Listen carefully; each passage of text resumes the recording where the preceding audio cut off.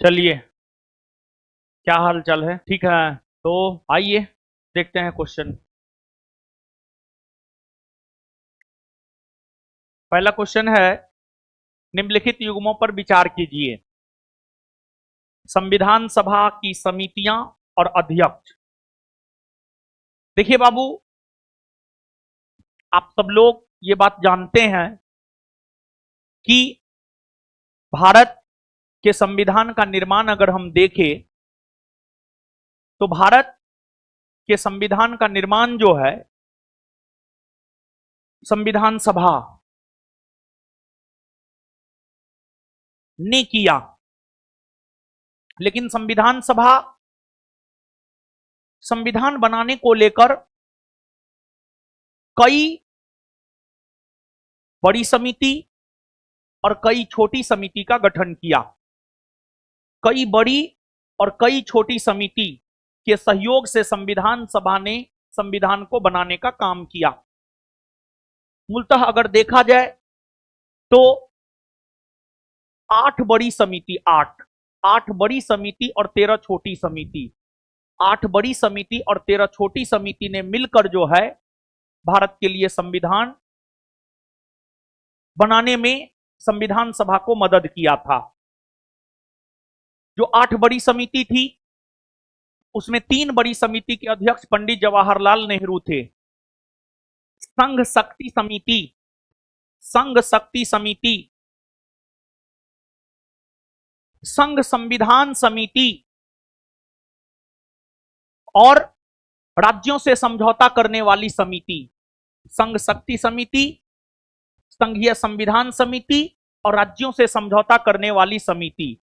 इन तीनों समितियों के अध्यक्षों की अगर हम बात करें तो इन तीनों समितियों के अध्यक्ष पंडित जवाहरलाल नेहरू हुआ करते थे। तो इसमें देखिए, संघ शक्ति समिति डॉक्टर के एम मुंशी नहीं, संघ शक्ति समिति के अध्यक्ष जो है आपको डॉक्टर के एम मुंशी नहीं थे, बल्कि पंडित जवाहरलाल नेहरू थे। फिर इसके बाद राज्य समिति यानी राज्यों से समझौता करने वाली समिति। राज्यों से समझौता करने वाली समिति के अध्यक्ष सरदार पटेल नहीं थे, बल्कि राज्यों से समझौता करने वाली समिति के अध्यक्ष भी जो है आपको पंडित जवाहरलाल नेहरू ही थे। इसके बाद 3 बड़ी समिति के अध्यक्ष पंडित नेहरू, 1 बड़ी समिति के अध्यक्ष डॉक्टर भीमराव अंबेडकर और संविधान सभा को संविधान बनाने में सहयोग करने वाली जितनी भी बड़ी और छोटी समितियां थी उन सभी समितियों में अगर देखी जाए, उन सभी समितियों में अगर देखी जाए तो उन सभी समितियों में अगर देखी जाए तो आपको सबसे विशिष्ट और सबसे महत्वपूर्ण समिति प्रारूप समिति थी, जिस प्रारूप समिति ने भारत के संविधान का प्रारूप बनाने का काम किया था। और जो प्रारूप समिति था, प्रारूप समिति के अध्यक्ष डॉक्टर भीमराव अंबेडकर हुआ करते थे। प्रारूप समिति के अध्यक्ष की अगर हम बात करें तो प्रारूप समिति के अध्यक्ष जो है आपको डॉक्टर भीमराव अंबेडकर हुआ करते थे। डॉक्टर भीमराव अंबेडकर, डॉक्टर भीमराव अंबेडकर हुआ करते थे प्रारूप समिति के अध्यक्ष। तो प्रारूप समिति के अध्यक्ष डॉक्टर भीमराव अंबेडकर हुआ करते थे। तो इसमें दिया हुआ है कि प्रारूप समिति के अध्यक्ष बी एन राव थे, नहीं, प्रारूप समिति के अध्यक्ष बी एन राव नहीं बल्कि डॉक्टर भीमराव अंबेडकर। वहीं अगर हम बी एन राव की बात करें, तो बी एन राव जो है संविधान सभा के संवैधानिक सलाहकार थे। बी एन राव की अगर हम बात करें तो बी एन राव जो है संविधान सभा के संवैधानिक सलाहकार थे। संविधान सभा के संवैधानिक सलाहकार थे बी एन राव। इसके बाद 314 समिति हो गया। फिर 2 समिति के अध्यक्ष डॉक्टर राजेंद्र प्रसाद थे, संचालन समिति और प्रक्रिया नियम समिति। संचालन समिति हो गया और प्रक्रिया नियम समिति हो गया। संचालन समिति और प्रक्रिया नियम समिति की हम बात करें तो संचालन समिति और प्रक्रिया नियम समिति, ये दोनों समिति के अध्यक्षों की अगर हम बात करें तो ये दोनों समिति के अध्यक्ष जो है आपको डॉक्टर राजेंद्र प्रसाद थे। कौन थे? डॉक्टर राजेंद्र प्रसाद। डॉक्टर राजेंद्र प्रसाद थे, डॉक्टर राजेंद्र प्रसाद। इसके बाद 426 हो गया। और 2 बड़ी समिति के अध्यक्ष सरदार वल्लभ भाई पटेल हुआ करते थे। एक प्रांतीय संविधान समिति के अध्यक्ष सरदार वल्लभ भाई पटेल थे, और दूसरा अगर हम देखें तो दूसरा जो है आपको मौलिक अधिकार और अल्पसंख्यकों को लेकर गठित परामर्श संबंधी समिति या सलाहकार संबंधी समिति। मौलिक अधिकार और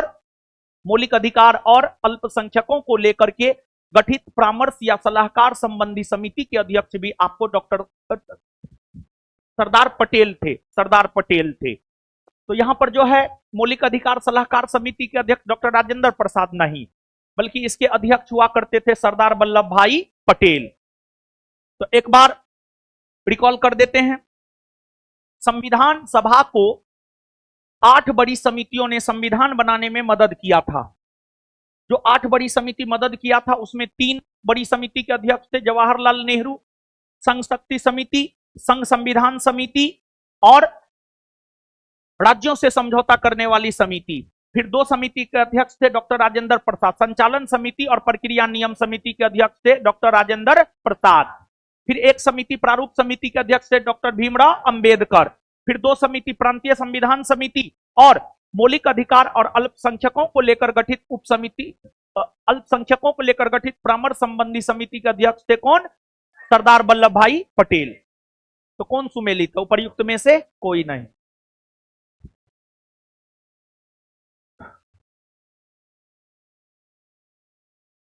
निम्नलिखित में से कौन भारतीय संविधान के लचीलेपन को स्पष्ट करता है? यानी भारत का संविधान जो है लचीला है। देखिए, भारत के संविधान की अगर हम बात करें तो भारत का संविधान अंशतः कठोर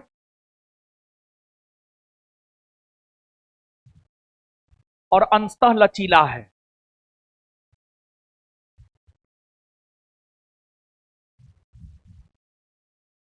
भारत का संविधान अगर हम देखें तो जो भारत का संविधान है, भारत का संविधान जो है अंशतः कठोर और अंशतः लचीला है।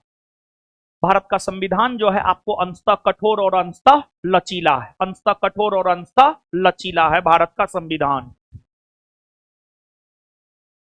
देखिए, आपको कठोर और लचीलापन का जो पैमाना है वो पैमाना है कि संविधान में आखिरकार संशोधन का प्रक्रिया कैसा है। अगर संविधान में संशोधन का प्रक्रिया आसान है तो संविधान लचीला माना जाता है, और अगर संविधान में संशोधन का प्रक्रिया कठोर है, कठिन है, तो संविधान कठोर माना जाता है। अमेरिका के संविधान में संशोधन की प्रक्रिया काफी आसान है, काफी कठिन है। अमेरिका के संविधान में संशोधन की प्रक्रिया काफी कठिन है। इसी वजह से अमेरिकी संविधान को कठोर संविधान माना जाता है, कठोर संविधान माना जाता है, समझे ना। लेकिन वही ब्रिटेन में अगर हम लोग देखें तो ब्रिटेन में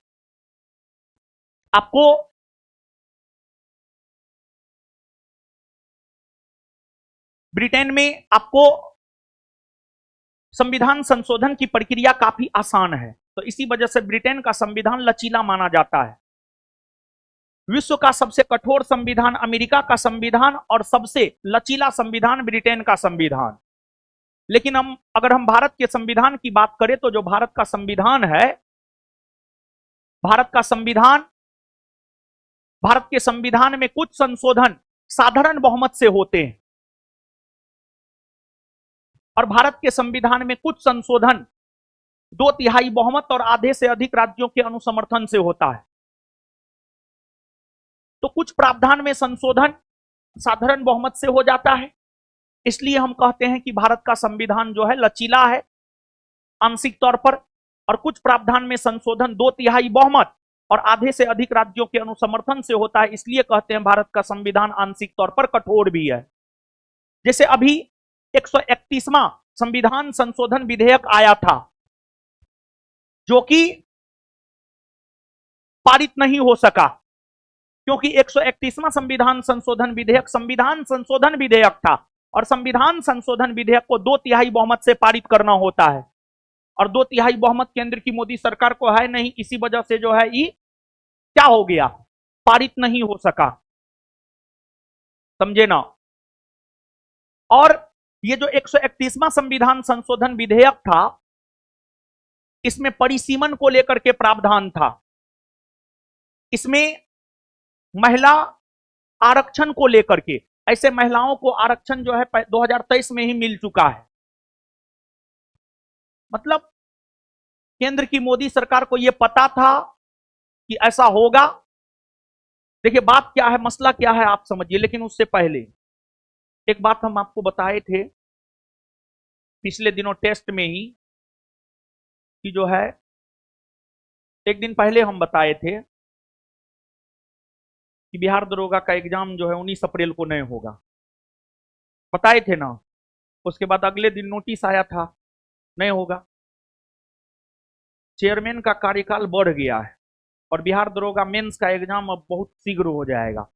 चेयरमैन का कार्यकाल जो है थोड़ा अटका हुआ था और हमको लगता है नोटिस आ जाना चाहिए। ये जानकारी हमको कल रात में ही मिला था, आज हमको लगता है नोटिस आ जाना चाहिए।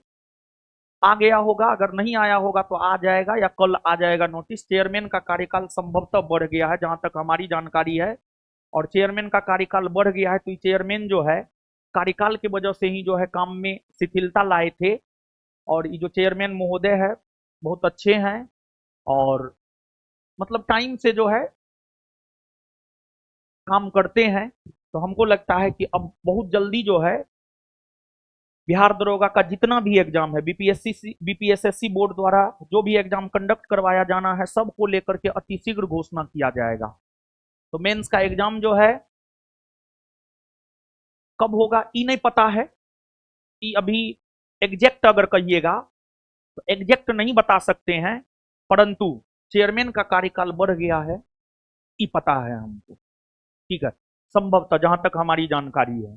तो अब उनका कार्यकाल बढ़ गया है तो स्वाभाविक सी बात है अगले 1 वर्ष के लिए संभवतः कार्यकाल बढ़ा है तो वो तो अपना काम अब फास्ट में करेंगे। तो जो भी मेंस की तैयारी करने वाले लोग हैं अब सजग हो जाइए, ठीक है ना,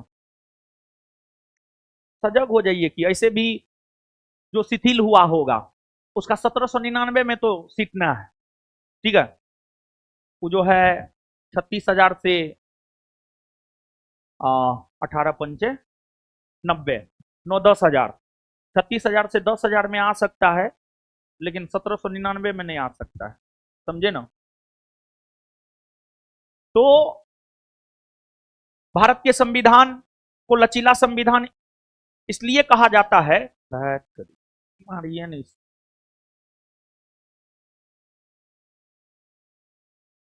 अरे मुंह में चल जाता है बहुत बार।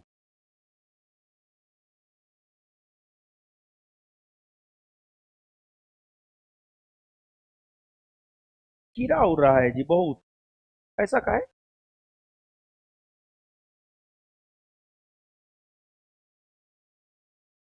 कीड़ा कहाँ से आया है।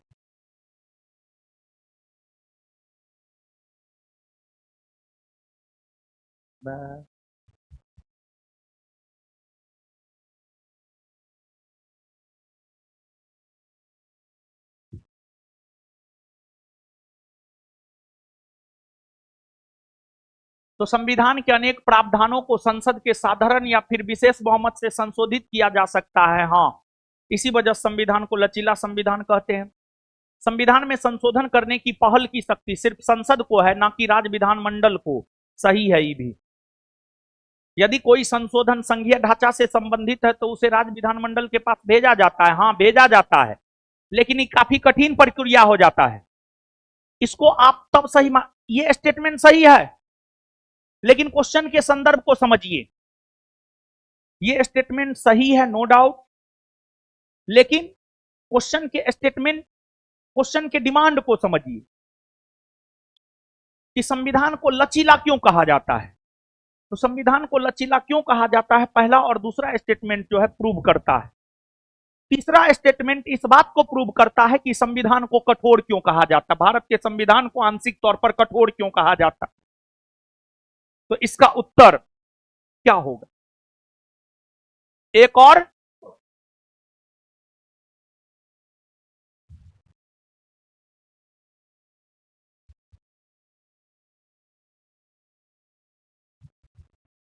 निम्नलिखित में से कौन से भारतीय संविधान की प्रस्तावना के तत्व है? निम्नलिखित में से कौन से भारतीय संविधान के प्रस्तावना के तत्व है? कौन से भारतीय संविधान के प्रस्तावना के तत्व है? देखिए, अगर आप प्रस्तावना की बात करेंगे तो यह भारतीय संविधान की प्रस्तावना है। हम भारत के लोग भारत को संप्रभुत्व, संपन्न, समाजवादी, पंथ निरपेक्ष, लोकतंत्रात्मक गणराज्य बनाने के लिए तथा उसके समस्त नागरिकों को सामाजिक, आर्थिक और राजनीतिक न्याय, विचार, अभिव्यक्ति, विश्वास, धर्म और उपासना की स्वतंत्रता, प्रतिष्ठा और अवसर की समता प्राप्त कराने के लिए तथा उन सब में व्यक्ति की गरिमा और राष्ट्र की एकता और अखंडता सुनिश्चित करने वाली बंधुता बढ़ाने के लिए दृढ़ संकल्प होकर अपनी इस संविधान सभा में आज तारीख 26 नवंबर 1949 ईस्वी मिति मार्ग शीर्ष शुक्ला सप्तमी संवत 2006 विक्रमी को एतत् द्वारा इस संविधान को अंगीकृत, अधिनियमित और आत्मर्पित करते हैं। यह प्रस्तावना है। देखिए, प्रस्तावना के 4 मूल तत्व है। भारतीय संविधान के प्रस्तावना की अगर हम बात करें तो भारतीय संविधान की प्रस्तावना के जो है आपको 4 मूल तत्व है। चार मूल तत्व है भारतीय संविधान के प्रस्तावना की। भारतीय संविधान के प्रस्तावना के जो 4 मूल तत्व है वो क्या है, सुनिए, समझिए। पहला, प्रस्तावना हमें शक्ति के स्रोत के बारे में बताता है। प्रस्तावना हमें शक्ति के स्रोत के बारे में बताता है कि शक्ति का स्रोत क्या है। अगर हम शक्ति के स्रोत की बात करें तो आप प्रस्तावना को पढ़िए। प्रस्तावना की शुरुआत होती है हम भारत के लोग से और इसका अंत होता है अंगीकृत, अधिनियमित और आत्मार्पित करते हैं इसे। तो ये जो प्रस्तावना की शुरुआत होती है हम भारत के लोग से और ये समाप्त होता है अंगीकृत, अधिनियमित और आत्मार्पित करते हैं।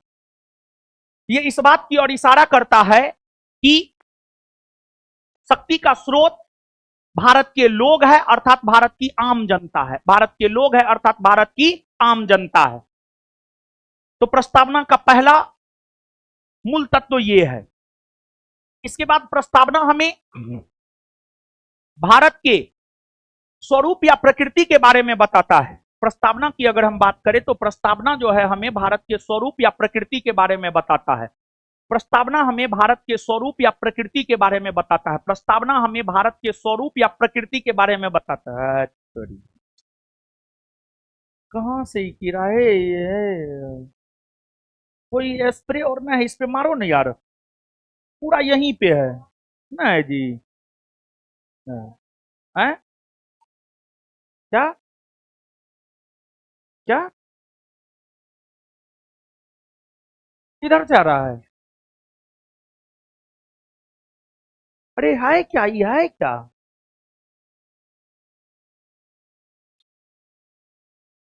अच्छा,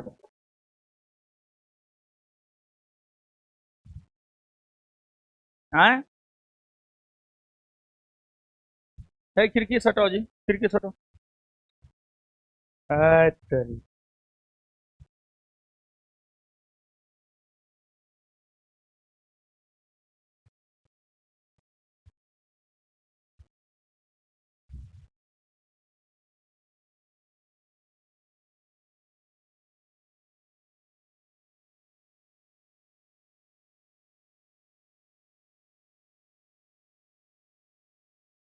मारो तो कीड़ा को मारो तो जी, सबको मार दो। है क्या क्या होता है, क्या होता है? कीड़ा को मारने से क्या होता है? और तुम ही मारो।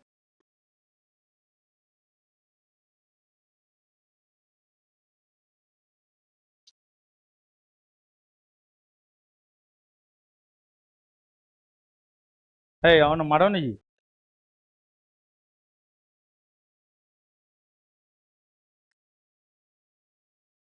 स्प्रे ना है, स्प्रे है।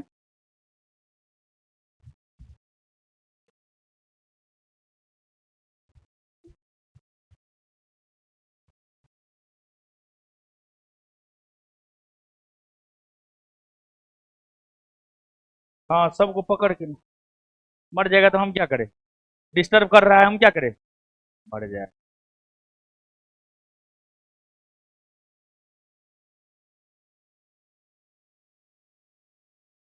मरना तो है ही है, सबको मरना है, तुमको भी मरना है, तुम भी मरेगी, हम भी मरेंगे, सब कोई मरेगा, उसका उम्र हो गया।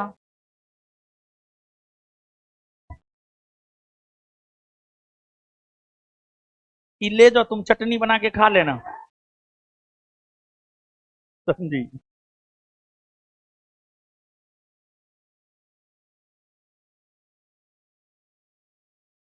जो डिस्टर्ब करता उसको सीधे मारो, मारो गोली। वहां वहां भी है एगो। ए दाब दो, ढंग से दाबो ने, ए तोरी के। बाप रे, कितना पवित्र बनती है। तो गोटे गोट मुर्गा खा लेती होगी। मुर्गा खाती है कि ना? झूठी कहीं की। मारो मारो इसको, मारो। नहीं मारेगी। और लड़की सब तो लड़का का गला ऐसे ही दबा देती है, कीड़ा तुमसे नहीं मरता है। चलिए।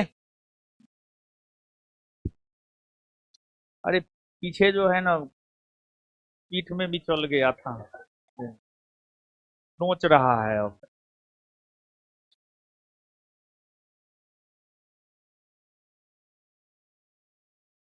हम तो उसको मसल दिए हैं, बस कुछ हो न, समझे? कुछ नहीं होगा।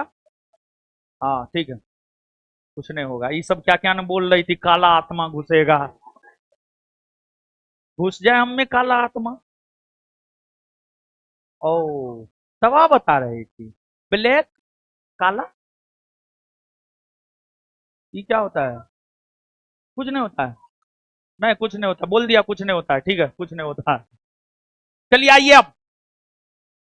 हाँ, प्रस्तावना की अगर हम लोग बात करें, तो प्रस्तावना चार मूल तत्व के बारे में बताता है। प्रस्तावना में चार मूल तत्व है। पहला, शक्ति का स्रोत, जो कि आम जनता है। दूसरा, प्रस्तावना भारत के स्वरूप या प्रकृति के बारे में बताता है कि भारत किस स्वरूप का देश है, भारत की प्रकृति क्या है। तो प्रस्तावना को जब आप पढ़िएगा तो प्रस्तावना कहता है कि हम भारत के लोग भारत को एक संप्रभुत्व, संपन्न, समाजवादी, पंथ निरपेक्ष, लोकतंत्रात्मक गणराज्य, ये जो संप्रभुत्व, संपन्न, समाजवादी, पंथ निरपेक्ष, लोकतंत्रात्मक गणराज्य है, ये भारत का स्वरूप या प्रकृति है। यानी भारत एक संप्रभुत्व संपन्न राष्ट्र है, भारत एक समाजवादी राष्ट्र है, भारत एक पंथ निरपेक्ष राष्ट्र है, भारत में लोकतांत्रिक गणराज्य है या लोकतंत्रात्मक गणराज्य है। यह भारत का स्वरूप है या भारत की प्रकृति है, जिसकी जानकारी हमें प्रस्तावना देता है। फिर प्रस्तावना हमें इस बात की भी जानकारी देता है कि संविधान का लक्ष्य क्या है। संविधान का, भारत का जो संविधान है, भारत के संविधान का लक्ष्य क्या है। तो तीसरा तत्व है प्रस्तावना का कि प्रस्तावना हमें संविधान के लक्ष्य के बारे में बताता है। तो संविधान का लक्ष्य है नागरिकों को न्याय देना, स्वतंत्रता देना, समानता देना, बंधुता स्थापित करना। जब आप प्रस्तावना को पढ़िएगा, गणराज्य बनाने के लिए तथा उसके समस्त नागरिकों को सामाजिक, आर्थिक, राजनीतिक, न्याय, विचार, अभिव्यक्ति, विश्वास, धर्म और उपासना की स्वतंत्रता, प्रतिष्ठा और अवसर की समता प्राप्त कराने के लिए, ये क्या है? ये लक्ष्य है, ये संविधान का लक्ष्य है। संविधान भारत के लोगों को न्याय देना चाहता है, भारत के लोगों को स्वतंत्रता और समता का अधिकार देता है। इसके बाद प्रस्तावना हमें इस बात की भी जानकारी देता है कि संविधान सभा ने संविधान को स्वीकार कब किया है। जब आप प्रस्तावना के लास्ट पैराग्राफ को पढ़िएगा तो उसमें आपको मिलेगा कि आज दिनांक, इस संविधान सभा में आज तारीख 26 नवंबर 1949 को मिति मार्गशीर्ष शुक्ला सप्तमी संवत 2006 विक्रमी को एतद द्वारा इस संविधान को अंगीकृत, अधिनियमित और आत्मर्पित करते हैं। तो ये चार मूल तत्व है प्रस्तावना में। शक्ति का स्रोत, भारत का स्वरूप, लक्ष्य, और फिर अंगीकार या स्वीकार करने की, संविधान को अंगीकार या स्वीकार करने की तिथि। संविधान के अधिकार का स्रोत, सही या गलत? आए? भारतीय राज्य की प्रकृति, संविधान के उद्देश्य, संविधान लागू होने की तिथि। है सही है, 1 2 3 और 4।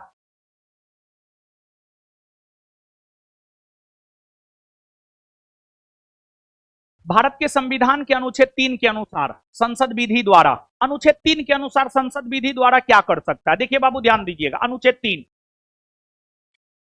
अनुच्छेद 3 की अगर हम बात करें, अनुच्छेद 3, अनुच्छेद 3 की अगर हम बात करें तो जो अनुच्छेद 3 है, अनुच्छेद 3 यह कहता है कि संसद विधि द्वारा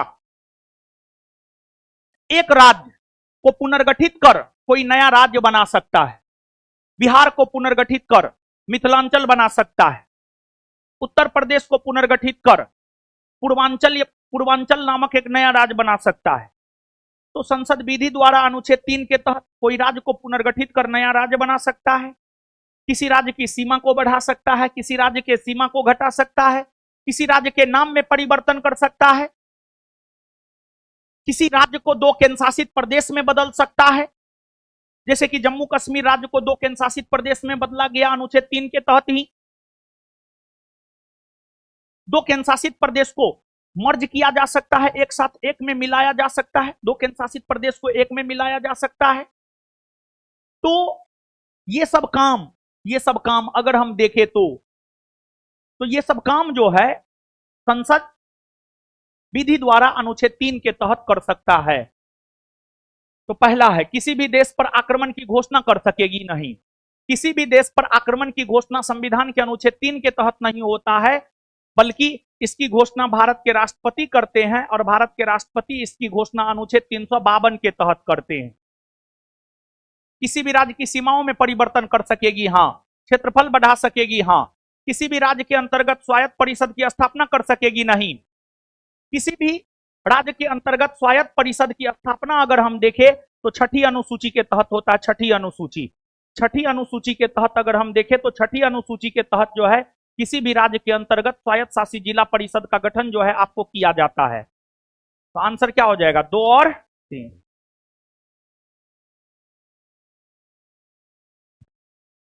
कथन ए,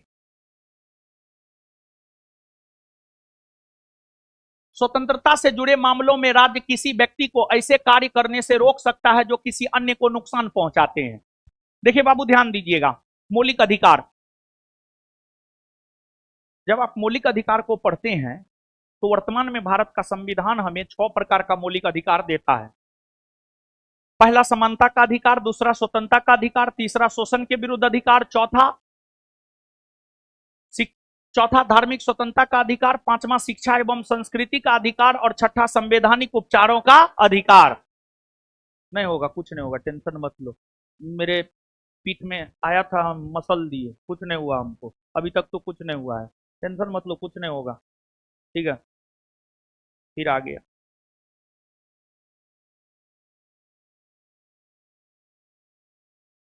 कीड़ा मकोड़ा है तो ये करेगा, इसको आप कुछ कर दीजिएगा तो रुकेगा ना।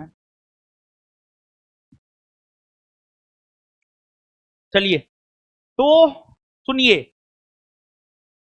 तो जो भारत का संविधान है, भारत का संविधान अगर हम देखें तो 6 प्रकार का मौलिक अधिकार देता है, जिसमें एक स्वतंत्रता का अधिकार देता है। ठीक है, भारत का संविधान हमें स्वतंत्रता का अधिकार देता है, और स्वतंत्रता के अधिकार की चर्चा है अनुच्छेद 19 से 22 में। अनुच्छेद 19 से 22 में अगर देखा जाए तो 19 से 22 में जो है आपको स्वतंत्रता के अधिकार की चर्चा है। आपको बोलने की स्वतंत्रता है, स्वतंत्रता पूर्वक जीवन यापन करने की स्वतंत्रता है, मानवीय गरिमा के साथ कोई भी व्यवसाय व्यापार करने की स्वतंत्रता है। आपको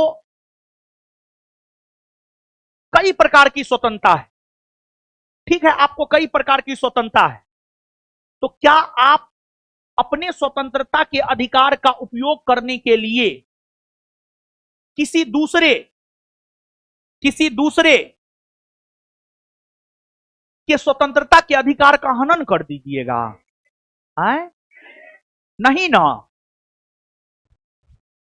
अगर आप अपनी आजादी के लिए किसी दूसरे की आजादी को मार रहे हैं तो फिर वो स्वतंत्रता के अधिकार का उल्लंघन माना जाएगा।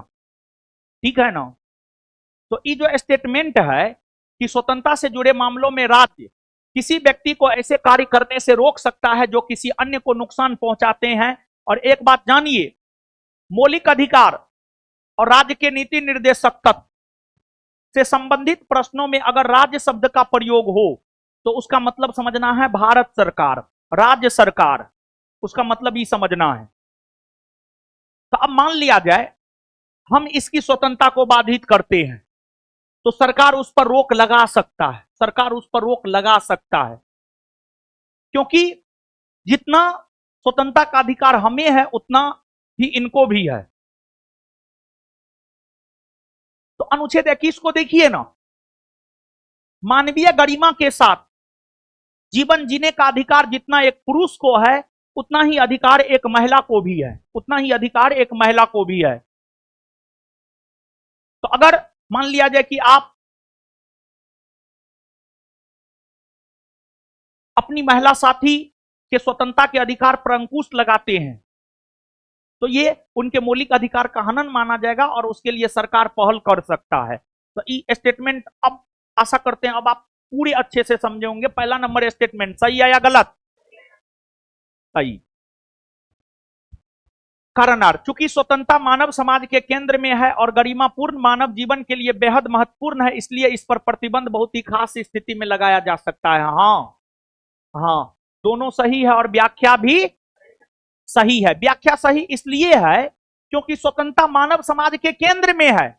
इसी वजह से अगर किसी आप अपने स्वतंत्रता को लेकर किसी दूसरे के स्वतंत्रता को बाधित करते हैं तो राज्य उस पर अंकुश लगा सकता है, राज्य उस पर रोक लगा सकता है। तो सही है और व्याख्या भी सही। भारत के प्रधानमंत्री के नियुक्ति के समय देखिए बाबू ध्यान दीजिएगा, प्रधानमंत्री बनने के लिए भारत में लोकसभा या राज्यसभा दोनों में से किसी भी एक सदन का सदस्य होना चाहिए। मोदी जी प्रधानमंत्री है, लोकसभा के सदस्य हैं। मोदी जी से पहले मनमोहन सिंह प्रधानमंत्री थे, मनमोहन सिंह राज्यसभा के सदस्य थे। मनमोहन सिंह जो है कहां के सदस्य थे? राज्यसभा। मनमोहन सिंह जो है राज्यसभा के सदस्य थे, राज्यसभा के सदस्य थे मनमोहन सिंह। मनमोहन सिंह राज्यसभा के सदस्य थे। अब देखिए बाबू, आपको जो है प्रधानमंत्री बनने के लिए लोकसभा या राज्यसभा दोनों में से किसी भी एक सदन का सदस्य होना चाहिए। लेकिन अगर मान लिया जाए कि कोई व्यक्ति ना तो लोकसभा का सदस्य है और ना ही राज्यसभा का सदस्य है, तो क्या उस स्थिति में वो प्रधानमंत्री बन सकता है? उत्तर है हां, उस स्थिति में वो बन सकता है। और प्रधानमंत्री बनने के 6 माह के भीतर उसे दोनों में से किसी भी एक सदन की सदस्यता लेनी पड़ती, और अगर वो नहीं ले पाता है तो फिर 6 माह के बाद वो प्रधानमंत्री के पद पर नहीं रह सकेंगे। लेकिन अगर वो ले लेता है 6 माह के भीतर किसी भी एक सदन की सदस्यता, तो फिर वो आगे लंबे समय तक जो है प्रधानमंत्री के पद पर बने रहेंगे। तो पहला है कि जरूरी नहीं है कि वह संसद के दोनों सदनों में से एक का आवश्यक रूप से सदस्य हो, परंतु उसे 6 माह के अंदर आवश्यक रूप से दोनों में से एक सदन का सदस्य हो जाना चाहिए। सही है या गलत? तो का आंसर है, बाद बाकी गलत है। बी नंबर इसलिए गलत है, कह रहा है कि 6 माह के अंदर लोकसभा का सदस्य हो जाना चाहिए, कोई जरूरी ना है। राज्यसभा का भी सदस्य बन जाएगा तब पर भी वो प्रधानमंत्री पद पर बना रहेगा, इसी वजह से बी गलत है। सी, संसद के दोनों सदनों में से एक का आवश्यक रूप से सदस्य होना चाहिए, कोई जरूरी ना है। आवश्यक रूप से लोकसभा का सदस्य होना चाहिए, कोई जरूरी ना है। अगर आवश्यक रूप से लोकसभा का सदस्य होना चाहिए तो फिर मनमोहन सिंह प्रधानमंत्री बनिए नहीं पाते। मनमोहन सिंह तो जीवन पर्यंत राज्यसभा के ही सदस्य रहे हैं, राज्यसभा के ही सदस्य रहे हैं।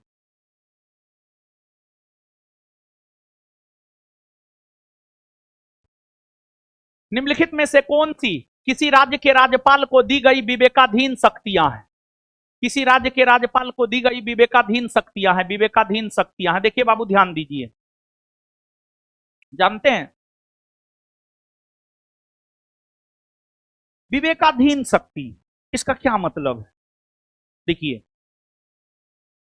सामान्य तौर पर राज्यपाल राज्य मंत्री परिषद के सलाह एवं सहयोग से काम करते हैं। सामान्य तौर पर राज्यपाल राज्य मंत्री परिषद के सलाह एवं सहयोग से काम करते हैं। सामान्य तौर पर राज्यपाल राज्य मंत्री परिषद के सलाह एवं सहयोग से काम करते हैं। लेकिन कुछ स्थितियां ऐसी आती है जब राज्यपाल बिना राज्य मंत्री परिषद के सलाह एवं सहयोग से काम करते हैं। जब राज्यपाल बिना राज्य मंत्री परिषद के सलाह एवं सहयोग से अपने विवेक से निर्णय करते हैं, अपने विवेक से कोई डिसीजन लेते हैं, तो उसे राज्यपाल का विवेकाधीन शक्ति कहा जाता है। जैसे राज्यपाल का विवेकाधीन शक्ति क्या है? मान लिया जाए कि किसी राज्य में विधानसभा का चुनाव हुआ, किसी भी पार्टी को स्पष्ट बहुमत नहीं मिला, तो राज्यपाल सरकार बनाने के लिए किस पार्टी को आमंत्रित करेगा, यह राज्यपाल के विवेक पर निर्भर करेगा। दूसरा, राज्य विधानमंडल कोई विधेयक पारित करके राज्यपाल को दिया, राज्यपाल अगर चाहे तो उस विधेयक को राष्ट्रपति के लिए आरक्षित रख सकता है। यह राज्यपाल का विवेकाधीन शक्ति है। तीसरा, राज्य विधानमंडल कोई विधेयक राज्यपाल को पारित करके दिया, राज्यपाल उसे एक बार पुनर्विचार के लिए लौटा सकता है। यह भी राज्यपाल का विवेकाधीन शक्ति है। यह भी राज्यपाल का विवेकाधीन शक्ति है। इसके बाद अगला, राज्यपाल,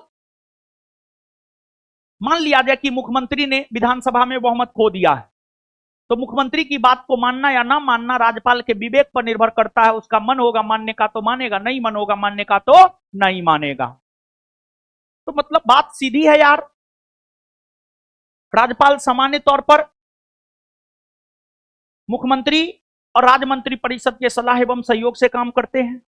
लेकिन जब राज्यपाल बिना मुख्यमंत्री और राज्य मंत्री परिषद के सलाह एवं सहयोग से काम करे, अपने विवेक से निर्णय ले, तो उसे ही राज्यपाल का विवेकाधीन शक्ति कहा जाता है। ठीक है, तो अब भारत के राष्ट्रपति को राष्ट्रपति शासन अधिरोपित करने के लिए रिपोर्ट भेजना, मंत्रियों की नियुक्ति करना, राज्य विधानमंडल द्वारा पारित कतिपय विधेयकों को भारत के राष्ट्रपति के विचार के लिए आरक्षित करना, राज्य सरकार के कार्य संचालन के लिए नियम बनाना। देखिए, राज्य सरकार के कार्य संचालन के लिए नियम राज्यपाल बनाते हैं, लेकिन राज्यपाल ये नियम मुख्यमंत्री और राज्य मंत्री परिषद के सलाह एवं सहयोग से करते हैं। मुख्यमंत्री एवं राज्य मंत्री परिषद के सलाह एवं सहयोग से करते हैं। तो ये राज्यपाल का विवेकाधीन शक्ति नहीं हुआ। तो जिस जिस ऑप्शन में 4 है वो छट जाएगा। तो सी और डी छट गया। आगे आगे, मंत्रियों की नियुक्ति करना। मंत्रियों की नियुक्ति करना राज्यपाल का विवेकाधीन शक्ति नहीं है, क्योंकि मंत्री की नियुक्ति राज्यपाल अपने विवेक से नहीं करते हैं, बल्कि मुख्यमंत्री के सलाह से करते हैं। मुख्यमंत्री के सलाह से करते हैं। तो इसी वजह से जो है ये भी जो है आपको राज्यपाल का विवेकाधीन शक्ति ना है। तो जिसमें 2 है वो भी छट जाएगा। तो आंसर क्या हो जाएगा? केवल 1 और 3। तो भारत के राष्ट्रपति को राष्ट्रपति शासन अधिरोपित करने के लिए रिपोर्ट भेजना, हाँ, यह राज्यपाल का विवेकाधीन शक्ति है। राज्य विधानमंडल द्वारा पारित कतिपय विधेयकों को भारत के राष्ट्रपति के विचार के लिए आरक्षित करना, यह भी राज्यपाल का विवेकाधीन शक्ति है। तो आंसर हो जाएगा 1 और 3 यानी बी नंबर।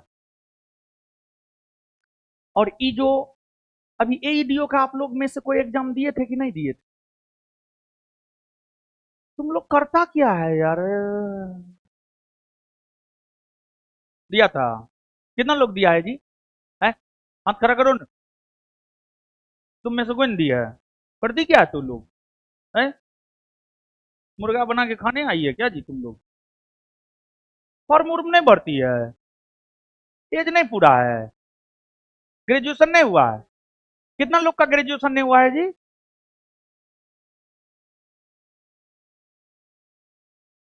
ठीक,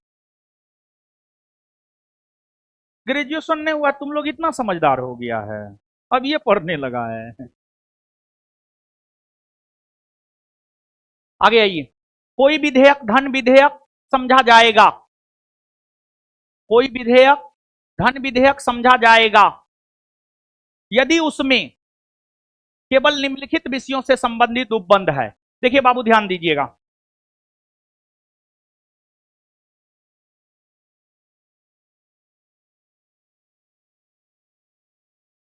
कोई विधेयक धन विधेयक समझा जाएगा कैसे।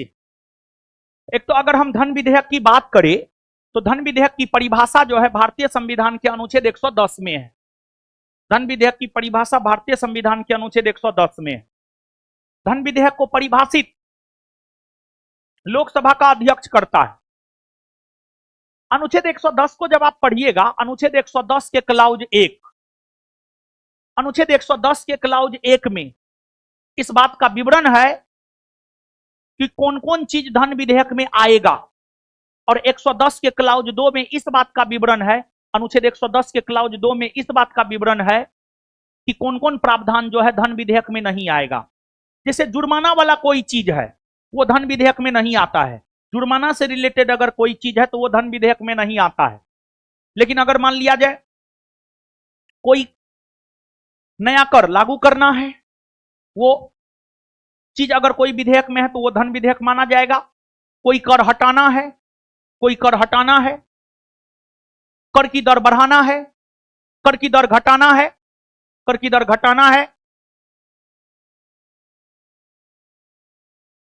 या फिर अगर हम देखें तो भारत की संचित निधि में धन जमा करना है, भारत के संचित निधि से धन निकालना है, भारत के आकस्मिक निधि में धन जमा करना है या धन निकालना है। इनसे रिलेटेड जो भी चीज होता है, ये सब चीज अगर देखा जाए तो ये सब चीज जो है आपको धन विधेयक में आता है, लेकिन जुर्माना संबंधी प्रावधान जो है आपको धन विधेयक में नहीं आता है। तो किसी कर का अधिरोपण, परिवर्तन या विनियमन ये धन विधेयक में आता है। सरकार द्वारा धन उधार लेने का विनियमन ये भी आता है। भारत की संचित निधि या आकस्मिक निधि की अभिरक्षा ये भी आता है। जुर्माना नहीं आता है। आंसर 1, 2 और 3।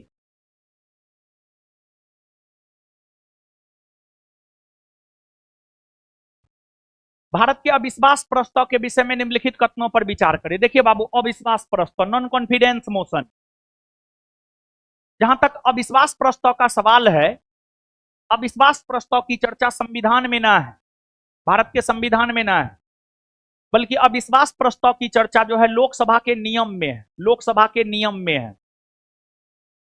और जहां तक अविश्वास प्रस्ताव का सवाल है, प्रधानमंत्री को उसके पद से हटाने को लेकर अविश्वास प्रस्ताव हमेशा हमेशा हमेशा के लिए लोकसभा में ही पुनः स्थापित अर्थात इंट्रोड्यूस अर्थात लाया जाता है। पुनः स्थापित यानी इंट्रोड्यूस किया जाना, इंट्रोड्यूस किया जाना यानी लाया जाना। तो धन विधेयक हमेशा हमेशा हमेशा के लिए अगर देखा जाए तो धन विधेयक हमेशा हमेशा हमेशा के लिए लोकसभा में ही लाया जाता है। धन विधेयक हमेशा हमेशा हमेशा के लिए लोकसभा में ही लाया जाता है, लोकसभा में ही लाया जाता है, लोकसभा में लाया जाता है। और विपक्षी पार्टी लाता है लोकसभा के कम से कम 50 सदस्यों के समर्थन से। और लोकसभा में अगर धन विधेयक साधारण बहुमत से पारित हो जाता है तो सरकार गिर जाती है और प्रधानमंत्री को अपने पद से हटना होता है। समझ गए ना। सर्वप्रथम यह अविश्वास प्रस्ताव प्रधानमंत्री पंडित जवाहरलाल नेहरू के खिलाफ लाया गया था, परंतु पारित नहीं हो सका। सबसे ज्यादा अविश्वास प्रस्ताव इंदिरा गांधी के खिलाफ लाया गया, समझे ना। मोदी जी के खिलाफ भी लाया गया है, पारित नहीं हो सका है। और अविश्वास प्रस्ताव को राज्यसभा से कोई लेना देना ना है। अविश्वास प्रस्ताव लोकसभा में साधारण बहुमत से पारित हो गया तो हो गया, बात खत्म। तो भारत के संविधान में किसी अविश्वास प्रस्ताव का कोई उल्लेख नहीं है, सही है, लोकसभा के नियम में है। अविश्वास प्रस्ताव केवल लोकसभा में ही पूरा स्थापित किया जा सकता है, हाँ सही है, दोनों सही है। अंतर्राज्यीय परिषद के संदर्भ में निम्नलिखित कथनों पर विचार कीजिए। अंतर्राज्यीय परिषद, देखिए बाबू बताते हैं।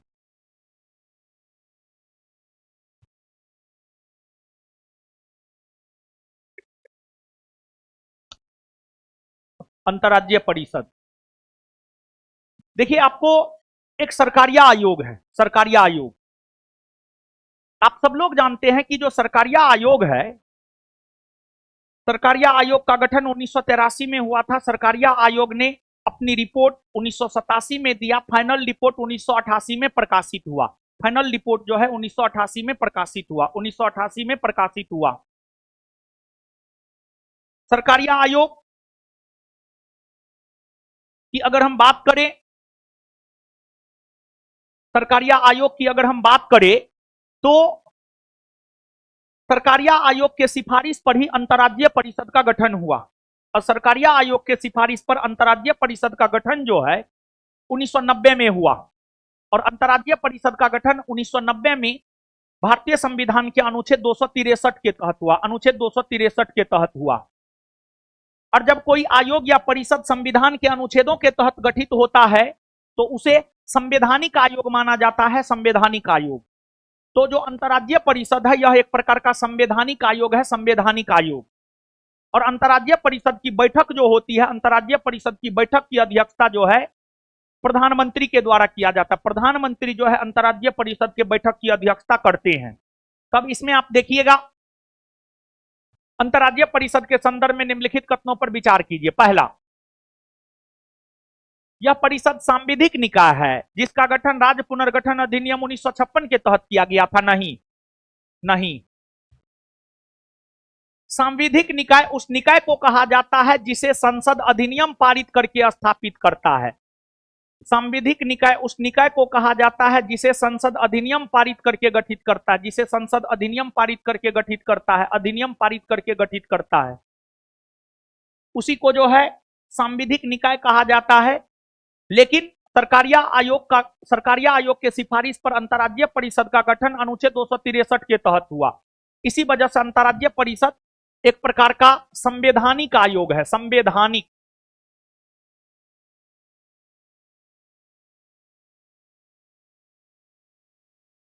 संवैधानिक आयोग और सांविधिक आयोग में अंतर यह होता है कि संवैधानिक आयोग संविधान के अनुच्छेदों के तहत गठित होता है और सांविधिक आयोग जो है संसदीय अधिनियम के तहत गठित होता है। जैसे अंतर्राज्यीय परिषद, वित्त आयोग, चुनाव आयोग, संघ लोक सेवा आयोग, ये सब संवैधानिक आयोग हैं। फिर राष्ट्रीय मानवाधिकार आयोग, महिला आयोग, ये सब अगर हम देखें सांविधिक आयोग है।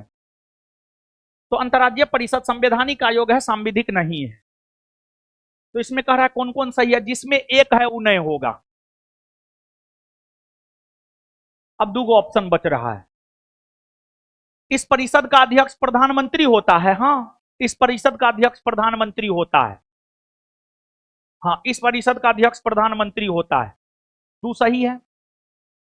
यह परिषद विधिक अथवा विधि इतर किसी भी विवाद का निष्पादन कर सकती है एवं इसका निर्णय अनिवार्य रूप से मान्य होता नहीं। देखिए, यह आयोग जो है ना, एक सलाहकारी आयोग है। इस सलाह दे सकता है और उसको मानने के लिए सरकार बाध्य नहीं होता है। उसको मानने के लिए अगर देखा जाए तो सरकार बाध्य नहीं होता है। तो ये गलत है।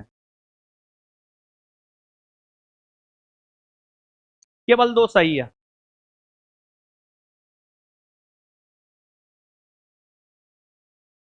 हिमालय पर्वत श्रृंखला के निम्नलिखित में से कौन कौन से शिखर महान हिमालय में स्थित है? देखिए बाबू, ध्यान दीजिए। हिमालय, भारत के उत्तर में हिमालय पर्वत है। और हिमालय पर्वत की अगर हम बात करें तो हिमालय पर्वत जो है भारत के उत्तर में है और हिमालय पर्वत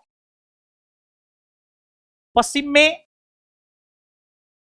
सिंधु नदी से लेकर के पूरब में ब्रह्मपुत्र नदी तक फैला हुआ है। और हिमालय पर्वत को भौगोलिक तौर पर 4 भागों में बांटा गया है: ट्रांस हिमालय, बृहद हिमालय, लघु हिमालय और शिवालिक। इसमें जो ट्रांस हिमालय है, ट्रांस हिमालय के अंतर्गत अगर हम देखें तो ट्रांस हिमालय के अंतर्गत काराकोरम, लद्दाख, जौस्कर, कैलाश जैसी पर्वत श्रेणियां ट्रांस हिमालय के अंतर्गत आता है। और काराकोरम श्रेणी ट्रांस हिमालय के अंतर्गत आता है। और काराकोरम श्रेणी में ही लद्दाख में केटू है, जिसे गार्डविन ऑस्टिन भी कहते हैं, जो कि भारत की सबसे ऊंची पर्वत चोटी है। तो केटू काराकोरम श्रेणी के अंतर्गत आता है और काराकोरम श्रेणी ट्रांस हिमालय के अंतर्गत आता है।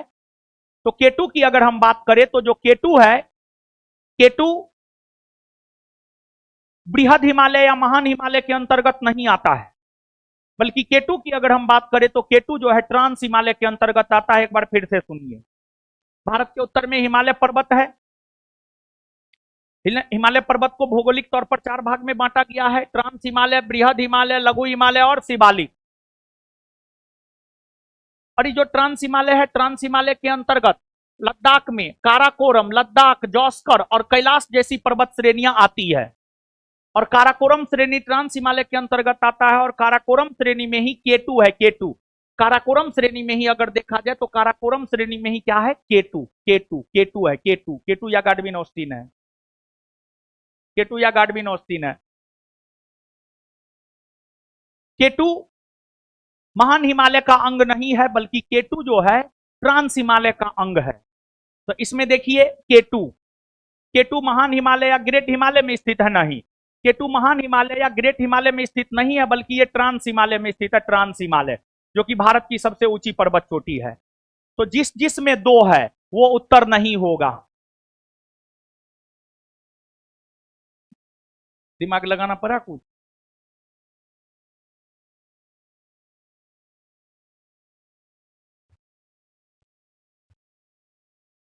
यानी माउंट एवरेस्ट, धौलागिरी, नामचा, बरवा, नंदा देवी, ये सब महान हिमालय में आता है। और इसमें बाबू आप जानिए, ट्रांस हिमालय के बाद महान हिमालय या बृहद हिमालय है। बृहद हिमालय के अंतर्गत नेपाल में माउंट एवरेस्ट, धौलागिरी, मकालू, मनासलू, फिर उत्तराखंड में नंदा देवी और अरुणाचल प्रदेश में नामचा बरवा, ये सब महान हिमालय में आता है। निम्नलिखित में से कौन सा कथन अरब सागर के द्वीपों के संदर्भ में सही नहीं है, मतलब गलत है। अरब सागर के द्वीपों का निर्माण मुंगे से हुआ है और ये मुंगे से घिरे हैं। हाँ, न्यूमूर द्वीप और लोथियन द्वीप अरब सागर के द्वीप है नहीं। न्यूमूर द्वीप और लोथियन द्वीप की अगर हम लोग बात करें तो ये सब बंगाल की खाड़ी में है, बंगाल की खाड़ी में है।